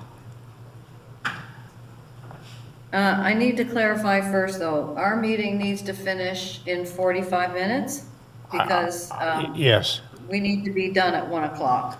I'm hoping we're quick. I've pulled just about every item on that schedule to discuss. Oh, So my I'll gosh. just start with the first one, number 8, the Watson report. All right, go ahead, number 8. So it talks about reserves and that we have to use 60% for all eligible service, but that's a question. Has there been any expansion to what eligible services are? Because that was a hindrance for us before, because we tried to include internet and other things under where we could put DC reserves, but we weren't allowed to, so. I think there have been some changes, but I'm not competent to discuss them, and we don't have Les here. Mr. Simpson, can you, Mr. Dunmore, can you answer that? No, I would think this is better suited for the treasurer. Can we, Okay. Elaine, can we wait Yeah. until Yeah. Les is back, and then we can ask him that question? All right, what's your next? Absolutely. And the other question I have on that report is they say they're submitting comments. Are we going to get a copy of the comments that they submit? I don't know. I believe in the concluding remarks are the comments. Either way, Councillor Capes, if you wouldn't mind emailing the treasurer of your questions and concerns with respect to Sure. this item, he can give that back to you, and then we can decide if we want to put Okay. it back on Yeah, Schedule A I'm for happy rebuttal. to do that. Thank you very much. What's your next item The on next Schedule one A? is number 10. Oh, yeah, salt. Go And ahead. I'll make this really quick. Okay, we're talking about salt pollution. Why don't we just go back to sand? I can see Matt cringing as I say that. Like, get rid of the salt, just put the sand down. I'll just make that as a rhetorical comment. I'd support Unless, that, but I don't there's a think good that's, answer that I should hear. I don't think it's possible. Matt, did you want to address this question? I believe we use the minimum amount of salt that we can get away with now. Is that not correct? Sorry, Matt. That's all right. Thanks for the question. We do use minimal salt. We have to put a bit of salt in our sand mix to keep it from freezing in the dome. So it ranges between 3 to 5% in our winter sand. And the climate is changing as well, so it doesn't, we lean up the salt a little bit more when we're having these freezing rain events and the flash freezing. So, but we do pay attention to it. We pay close attention to the salt use and applications. Is that okay? Thank you. Including Thank you calibrating. for reminding me about that. I appreciate that very much. Yeah, and that includes calibrating all our equipment every fall to make sure it's not putting out too much and too little, so. Right, you Elaine, what's your very next much. item? Number 11. Yeah, So- number 11. That, Again, so we don't have the authority to pass bylaws for construction or demolition. We cannot use the provisions under the act for site plan control to create standards for same. Like, how is this going to impact us? Well, first of all, I don't understand how this even create consistency across, municipalities as they pretend to be the purpose.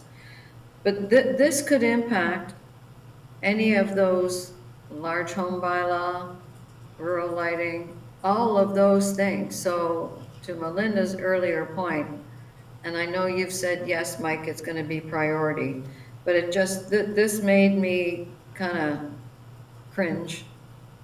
But maybe that's all I need to say.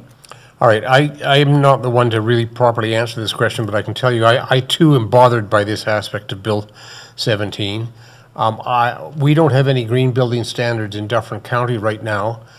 Toronto does have a bylaw with some standards in it. I don't think Bill 17, I stand to be corrected, I don't think it'll affect the existing bylaw in Toronto, but it stops us here in Dufferin from introducing such a bylaw. But I should also point out, and this is not a bylaw issue, that Dufferin County is working with several neighboring counties. I'm not sure which ones. Wellington. I believe it's Wellington and Gray. And we're developing some voluntary green Okay.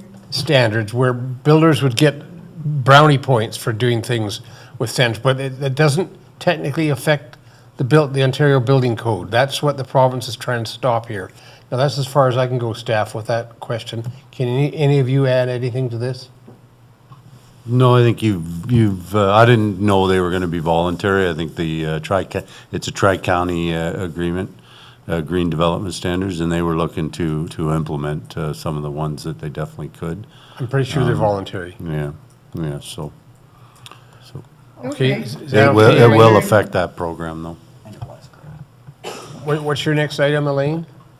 Number 12, grow and thrive. New jobs and opportunities for rural workers. Can we look at some of these awesome offers for funding? Wouldn't it be more appropriate for the county to deal with this? Well, I don't know. We've got infrastructure, for one, and I know I'm a broken record. For one, the infrastructure, transforming community assets. Wow, we could transform that Shelburne outdoor pool into an indoor pool using this money. That's just one thing, okay? Workforce development. A rec center with a pool provides employment for many, including our youth who have nowhere to work. Anyway, I could go on, but obviously there's opportunity for us to take advantage of these grow and thrive funds. Yes? I'll ask our CAO, is there anything here we can take advantage of in this letter from the province?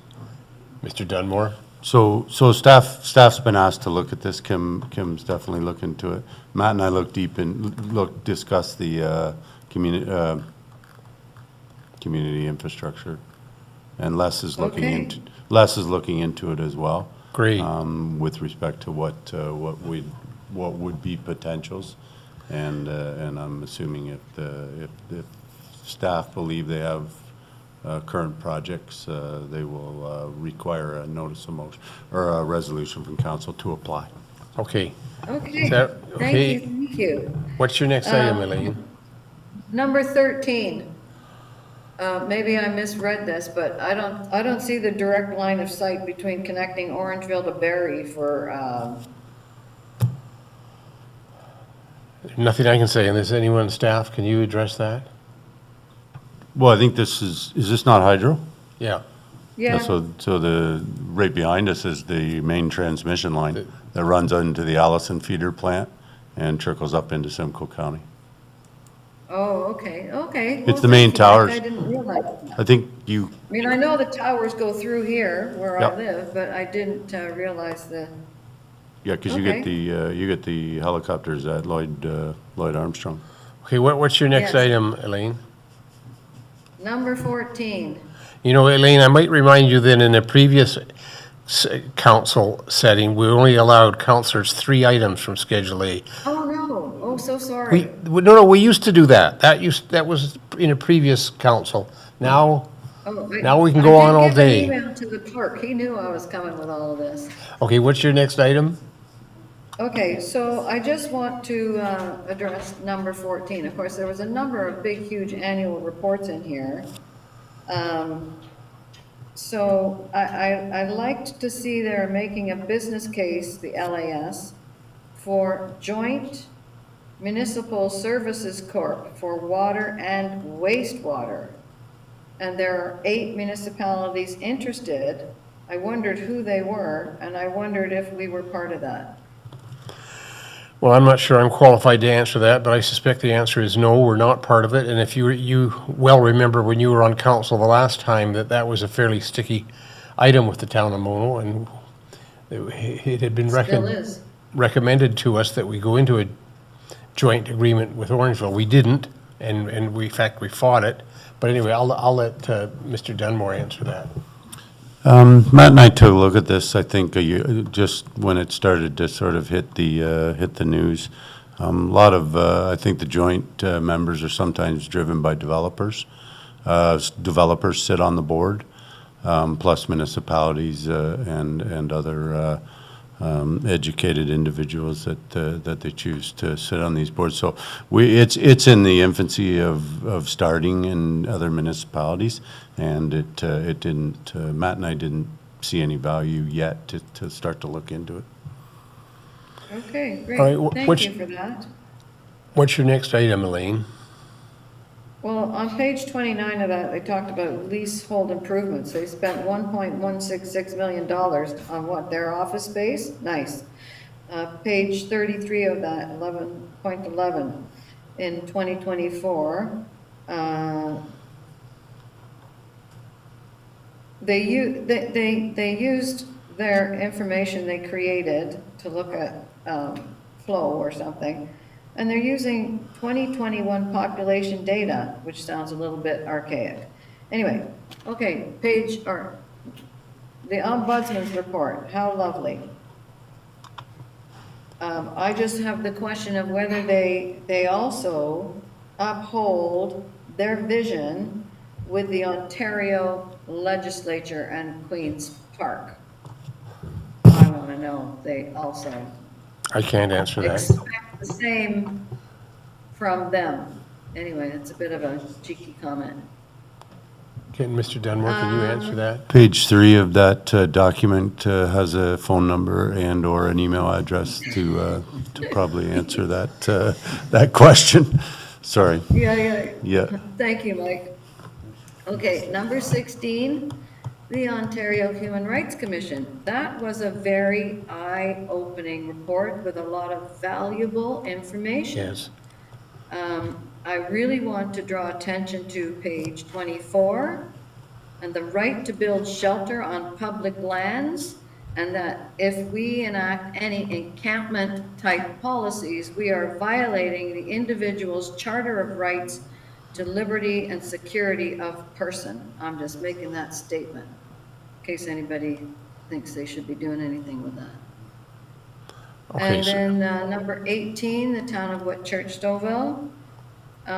So I just, because of how they've talked about this, some of our lands, a minor portion, are in the Oak Ridges Moraine, if I'm correct. And so, and we also have primary agricultural areas that we don't seem to be worried about. Should we be looking at something like this to talk about ARU? And again, this comes under all our planning and a million things that we've already got assigned to planning. So, Deputy Nix, Councillor Cape, so there is an ARU, there was some legislation passed just recently, can't remember what the bill number was, but our consultant is starting preparation work on defining that. I do know that the Oak Ridges Moraine the Oak Ridges Moraine, which is the southeast quadrant of Mono, is definitely restrictive with respect to its secondary dwelling use, and very confusing from a planning perspective as to who is actually the final say on that. But yeah, this is, I think you'll see a similar report with respect to an overview of, looks like Bill 17. So, so yeah, we are working on that, and our OP protects prime ag. Councillor Capes, and we've denied a lot of severances in the last year with respect to the protection of OP consistency, contingency, continuity from property to property, and the county's OP also respects those policies of contiguous, not allowing the breakup of contiguous farmland. That does not stop an individual from building a one resident on his property, though. Right. Thank you, Mike. And that's it. Thank you very much, council, for entertaining all my questions about most of the agenda there, the schedule. Melinda or Ralph, do you have any items you want to talk about? Ralph says no. Melinda? The only one that I was really thank you, Elaine, for highlighting everything, because I do think that these schedules are so big that I do like to, when we talk about it, it hopefully will focus our residents who are listening to our meeting to looking back at some of the 300 pages that the agenda was that they may not have read. And so the only one I was wanting to draw attention to was just the Ombudsman report. I find it very interesting. Every year we get it. It's far-reaching and it's eye-opening, and you know, it answers a lot of the questions when you're reading the newspaper about things that you know, there is somebody with some oversight out there who's trying to do something about it, and that it is important for citizens of Canada, you know, residents of Mono, like everybody, to complain when there's something in the right spot, to complain that your complaints are not going unanswered. So that was all. Thank you. Okay, thank you. There is a motion on the floor. It's been moved and seconded. Anyone opposed to the motion on the floor? None. The motion carries. We're now up to reports of members of council and staff. I'll start with staff. Matt, do you have anything to report? Thanks, Deputy Mayor Nix. Yeah, we've got a few things here. Klondike Well Phase 2 testing is wrapped up. We're waiting for the report for that, the technical report. Island Lake Well 2 is back online as of last Tuesday, so everything went well there in the Island Lake system. Pump and well was rehabbed. Pump and motor both replaced, so that's good. RSSB again is having an event in East Gary on the 26th and 27th of July. They're expecting an increase of traffic and participants and attendees this year. There will be parking and shuttling services to and from the Ag Center. There's been an increase in OPP, so residents along the affected routes have been delivered some notifications, and signage boards and whatnot have been installed. We have three staff that are going to be involved in that, taking part and also on patrol during that time. Dufferin County Culvert Rehabilitation is taking place commencing on July 28th on Hockley Road, Dufferin Road 7 at 7th line, right at the intersection there. So that will require a detour on 5 Side Road, 15 Side Road and Mono Agila Town Line. And so the duration of the work is expected to be about 6 to 8 weeks. Access will be maintained to all residents. We'll update the website. You will not be able to access 7th line through via Dufferin Road 7, Hockley Road. So residents will have to go use the detour and come in from the 5 Side Road or 15 Side Road. I'm not sure if you wanted to chat briefly about the road rationalization. You go plan. ahead. You go ahead. So obviously that was discussed at County Council. Public Works is still evaluating the cost. Obviously, there's going to be some increased costs to the municipality with taking over Dufferin Road 8, Mono Center Road, and as well as the structures on the town line. So Mono Agila Town Line will have a structure right in Sheldon there that will be 50-50 with the County of Simcoe and the town of Mono. And then 3 large structures along Mono Center Road, as well as a variety of smaller structures. So I plan to bring more of a report to council to discuss the operational impacts to the town, probably at the August meeting. So I touch base on that more. I'll just, if I could just add to that, I'll just, if it's okay, Mr. Dunmore. The county took a look at what it would cost the lower tier municipalities to take over these various roads. In the case of Mono, that's County Road 8. I'm not going to go through the process they used. They used their asset management plan, and they came up with some numbers. I was disappointed to learn last Thursday night that they have not checked these numbers with the lower tier municipalities. So they basically have said to Mono, here, you're taking over County Road 8. Here's how much money we're going to give you. It's about $89,000 a year. I can't, my memory's not good. $189,000 a year. We argued quite strenuously at County Council that before these numbers became final, the county should allow the lower tier municipalities a couple of months to go over these numbers and see whether or not they agreed with them. We had a recorded vote, and I lost. I can't remember exactly how much I lost by. It was close. I had some support, and John and I voted for this, to allow the lower tiers to look at these numbers and agree to them, and I talked to our CAO about this. In any case, I lost. And there was a lot of recorded votes on this issue. In the end, the main motion did pass, and as Matt just said, we're getting $189,000 a year. The one tiny amendment we did add to the main motion, and that was Lisa Post and I, Lisa sits beside me, is that those numbers, which will be paid for 10 years into the future, will be adjusted every year by the construction price index. So they'll be adjusted for inflation. That's a bit of an expansion on what Matt just told you. We haven't got into the operating cost issue yet, but Matt will talk about that at the next meeting. All right, Matt, does that do your report? Yeah, I think that just to expand on that a little bit more, the idea is that we can't just dramatically drop a level of service for a road. So we just can't hand it over. There are businesses on the road. It's a winding road that motorcycles take. We have to take that into account. We just can't lower a level of service for a road. So, you know, we have some preliminary numbers based on our current comparable volume roads that we've used to kind of get an idea of what the operating and maintenance costs are going to be. I have received the operating and maintenance costs from the county. Our costs are lower for whatever reason. It wasn't a clear breakdown, but there is going to be a financial impact. Stretches of the road need to be done. We did the road management plan last year. It identified roads within the next 4 years here. We have recommendations. We added it to our biennial bridge inspections last year that the town engineer did.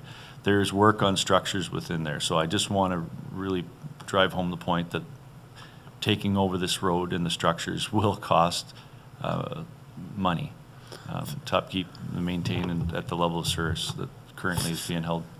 Think of that when we come up to budget time. All right, Kimberly, did you have anything to report? I have a question. Oh, sorry, go ahead, Ralph. Two questions for Matt.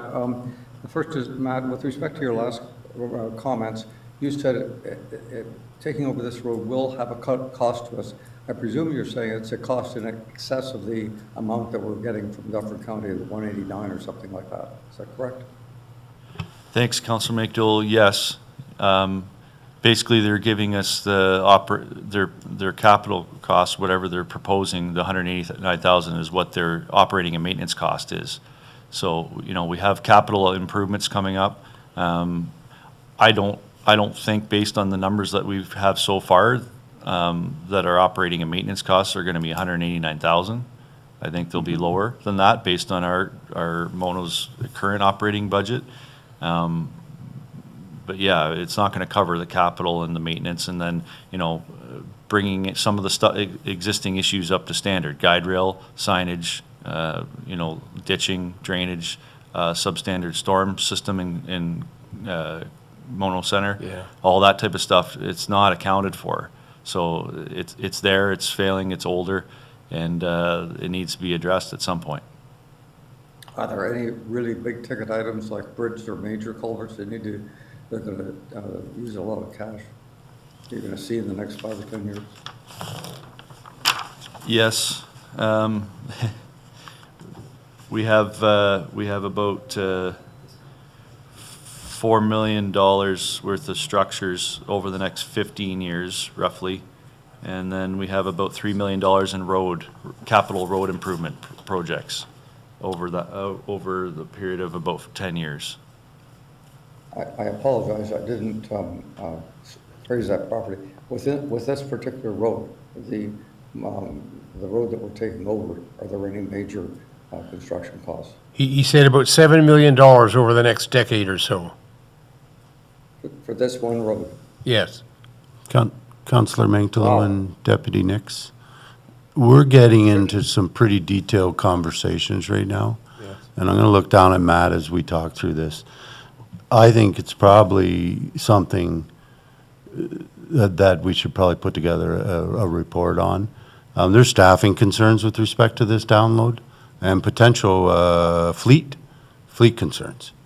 So we identified this. I identified this back in 2016 when this all started. So I think there's a bigger picture that Matt could probably put together a more detailed report. And I think you're working on something similar, Matt. So sorry, Councillor Minkler, we're getting into numbers here and discussion that is very, very detailed. And I think I think our two county council reps are going to want to see this Yes. report from the CAO and starting with the Director of Public Works, because I think we're going to find these numbers are way too low.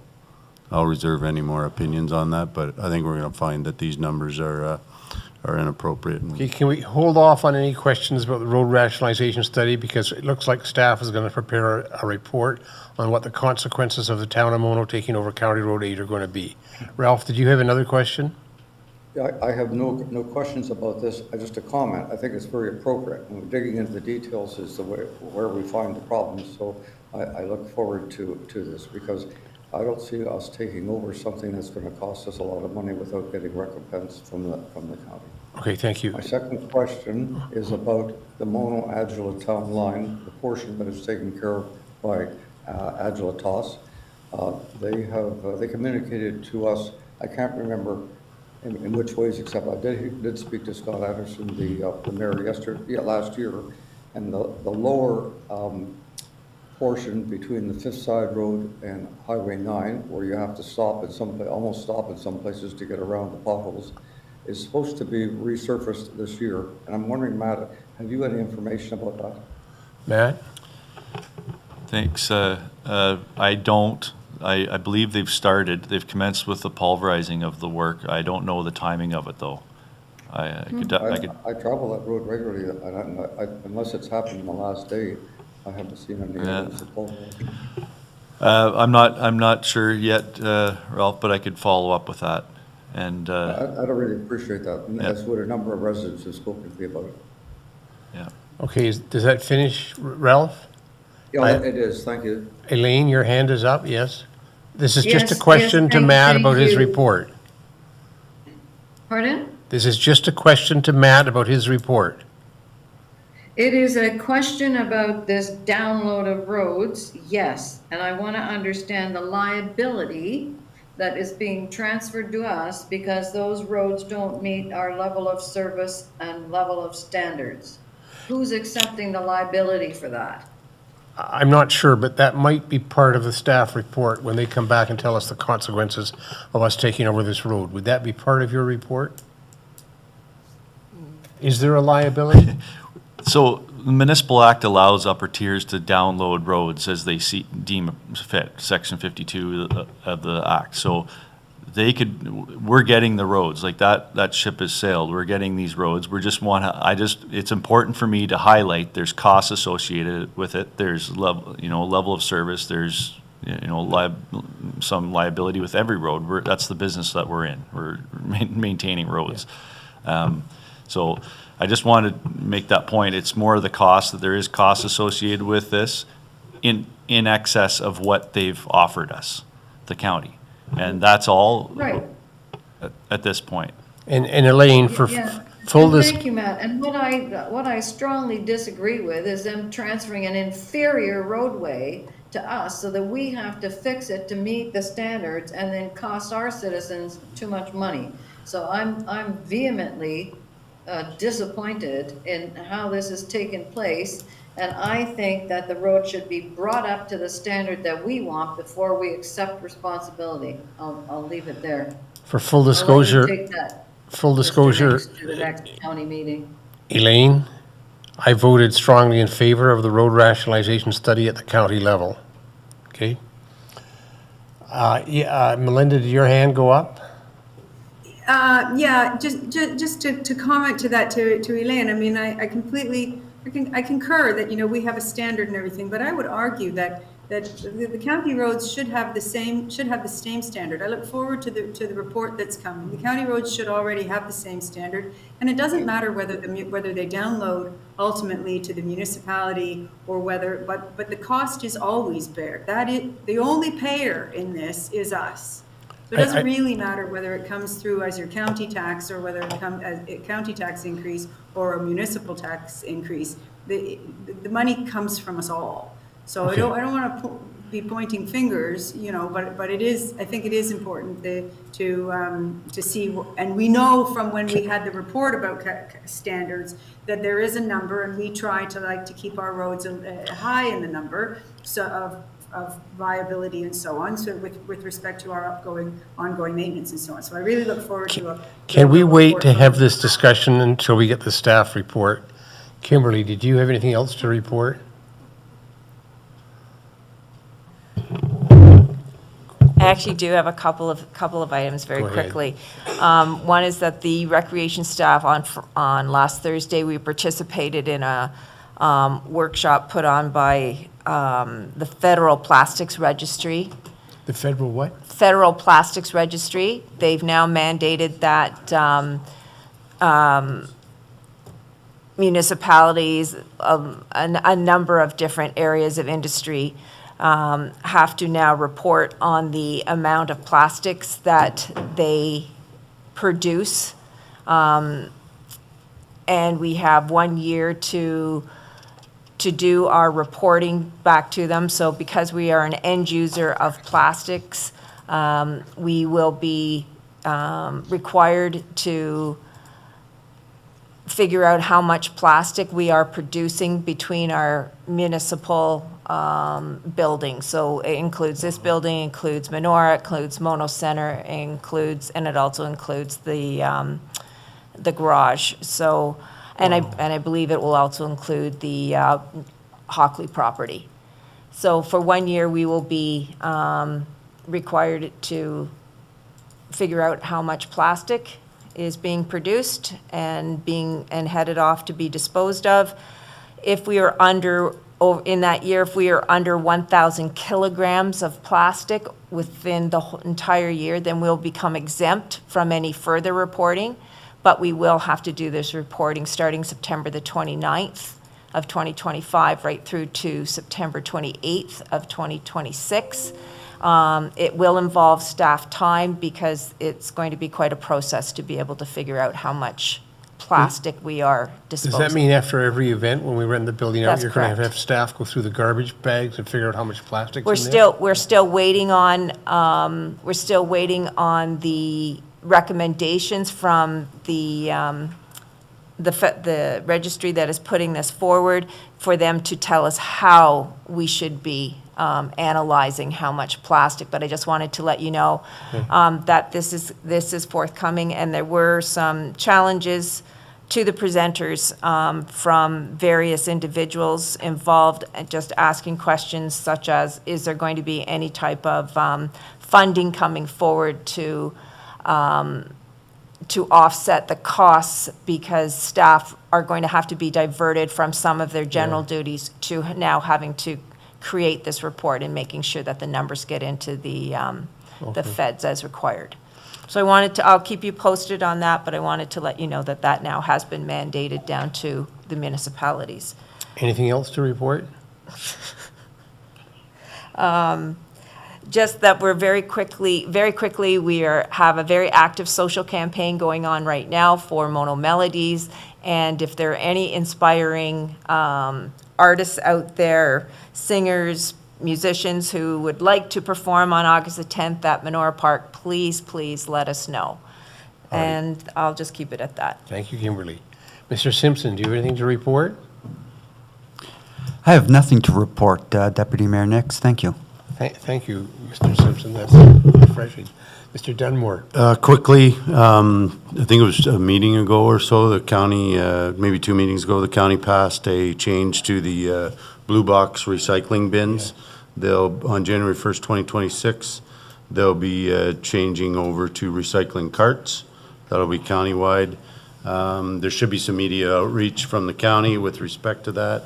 The organics is the same, bag garbage rules will be the same, and it's focused on efficient and effective recycling program. So there'll be. Could I just add to that, the only controversial item discussed during the county council meeting was these bins that they're going to be replacing our blue boxes with are, is it 60-gallon or 60-liter bins? And some people who live out in the country who have a half-a-kilometer driveway are wondering how the heck they're going to drag these down to the end of their property. I'm not, no discussion, please. I'm just telling you, that was the controversial issue at the county level. Anything more, Mr. Dunmore? Sorry, no. Anything more, that's all? That's all, thank you. All right, I'll turn to council. Melinda, do you have anything to report? Thank you, Deputy Mayor.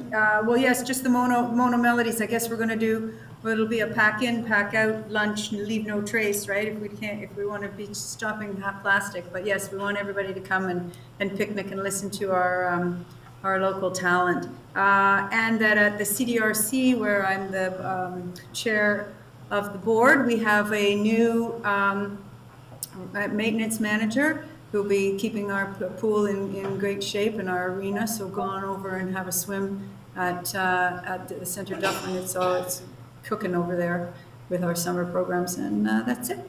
Thank you, Melinda. Elaine, do you have anything to report?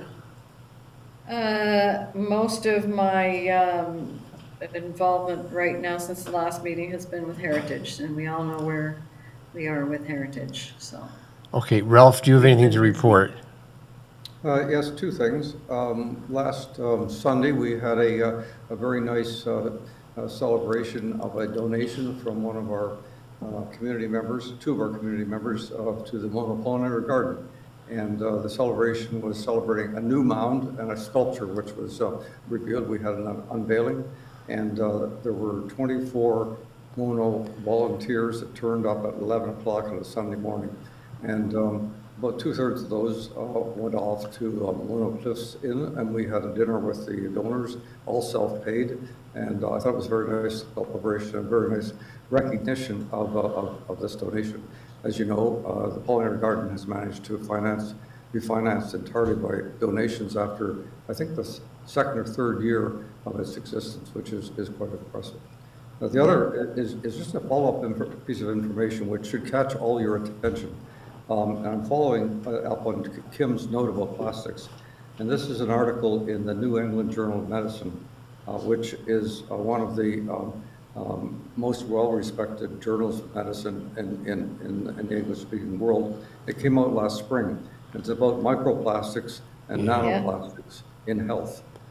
And they studied, I think it were 350 patients who had the plaques removed from their carotid arteries.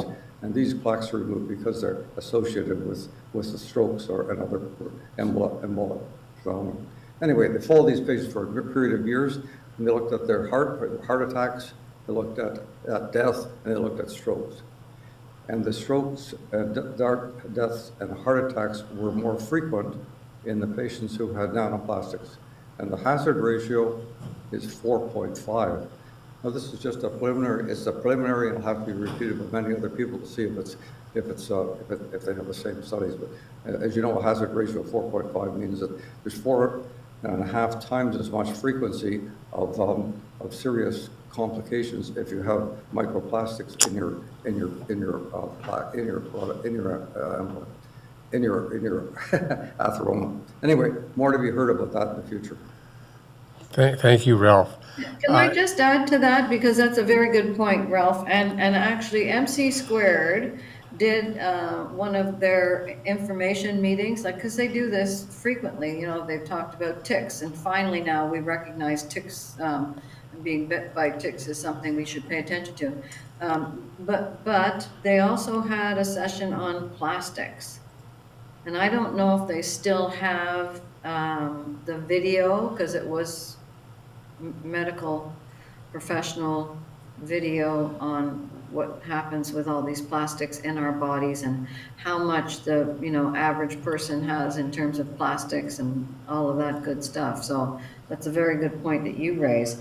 And I just understood, I was going to send an email to Kim about what is the purpose of calculating this plastic. Okay, Like, good. why are we counting this all of a sudden? Like, what's the purpose for that? We've got So- 5 minutes left to go, Elaine, before I'm closing this meeting down. Okay, the only thing I have to report is the Headwaters Streams Committee was out a week ago. We destroyed about 200 giant hogweeds along the river. You can read all about it. It's now on the website if you look at the website. By the way, if any of you can see it, this little mark on my arm, which is now almost faded, is the burn you get when you accidentally touch a giant hogweed. The other thing I have to report is that tomorrow there's a meeting that Mike and I will be going to. It's on the Shelburne District Fire Board. Oh, Melinda, I guess you're going to it too. It's at 1:30 up in the Shelburne Council chambers. I'll say this publicly, I'm not optimistic that anything is going to come of this meeting. I stand to be proven wrong. All right, that Let's does wait it. for the meeting. Yeah, let's wait for the meeting. I'll see you there. Okay. Yes. Melinda, it's on the Thursday. Oh, It's not, Thursday. it's not tomorrow. It's on the 17th. You're I right. thought it was at 1 o'clock, 1 to 4, but I'll look at my document. I'll be there on the Zoom. I have 1:30 at July the 17th. Okay. July 17th, yep. Okay, I'll see you then on the Zoom. So have we moved the motion about accepting Schedule A? It's been moved and seconded. Did we pass it? We Yeah. did. Okay. The next motion, there's no in-camera items. The next motion I have is that we introduce and give the necessary readings to a bylaw to confirm the proceedings of the Council of the Town of Mono in Session 13-2025 held on 15 July 2025, that it be signed by the mayor and the clerk, sealed and engrossed in the bylaw book. Can I have a mover? Capes, seconder? Yes, and I commend you for meeting the deadline before 1 o'clock. Seconder is Davy. And that, anyone opposed? That motion passes. That's in spite of Councillor Capes. What did he say? Okay, I have one more motion, that we adjourn this meeting at 1:56 a.m. I think it's p.m. 12:57. What? Do I have a mover? Manklow moves it, Cape seconds it. All in favor? Motion passes. This meeting's adjourned. Thank you all. Good night. Yeah, thank you.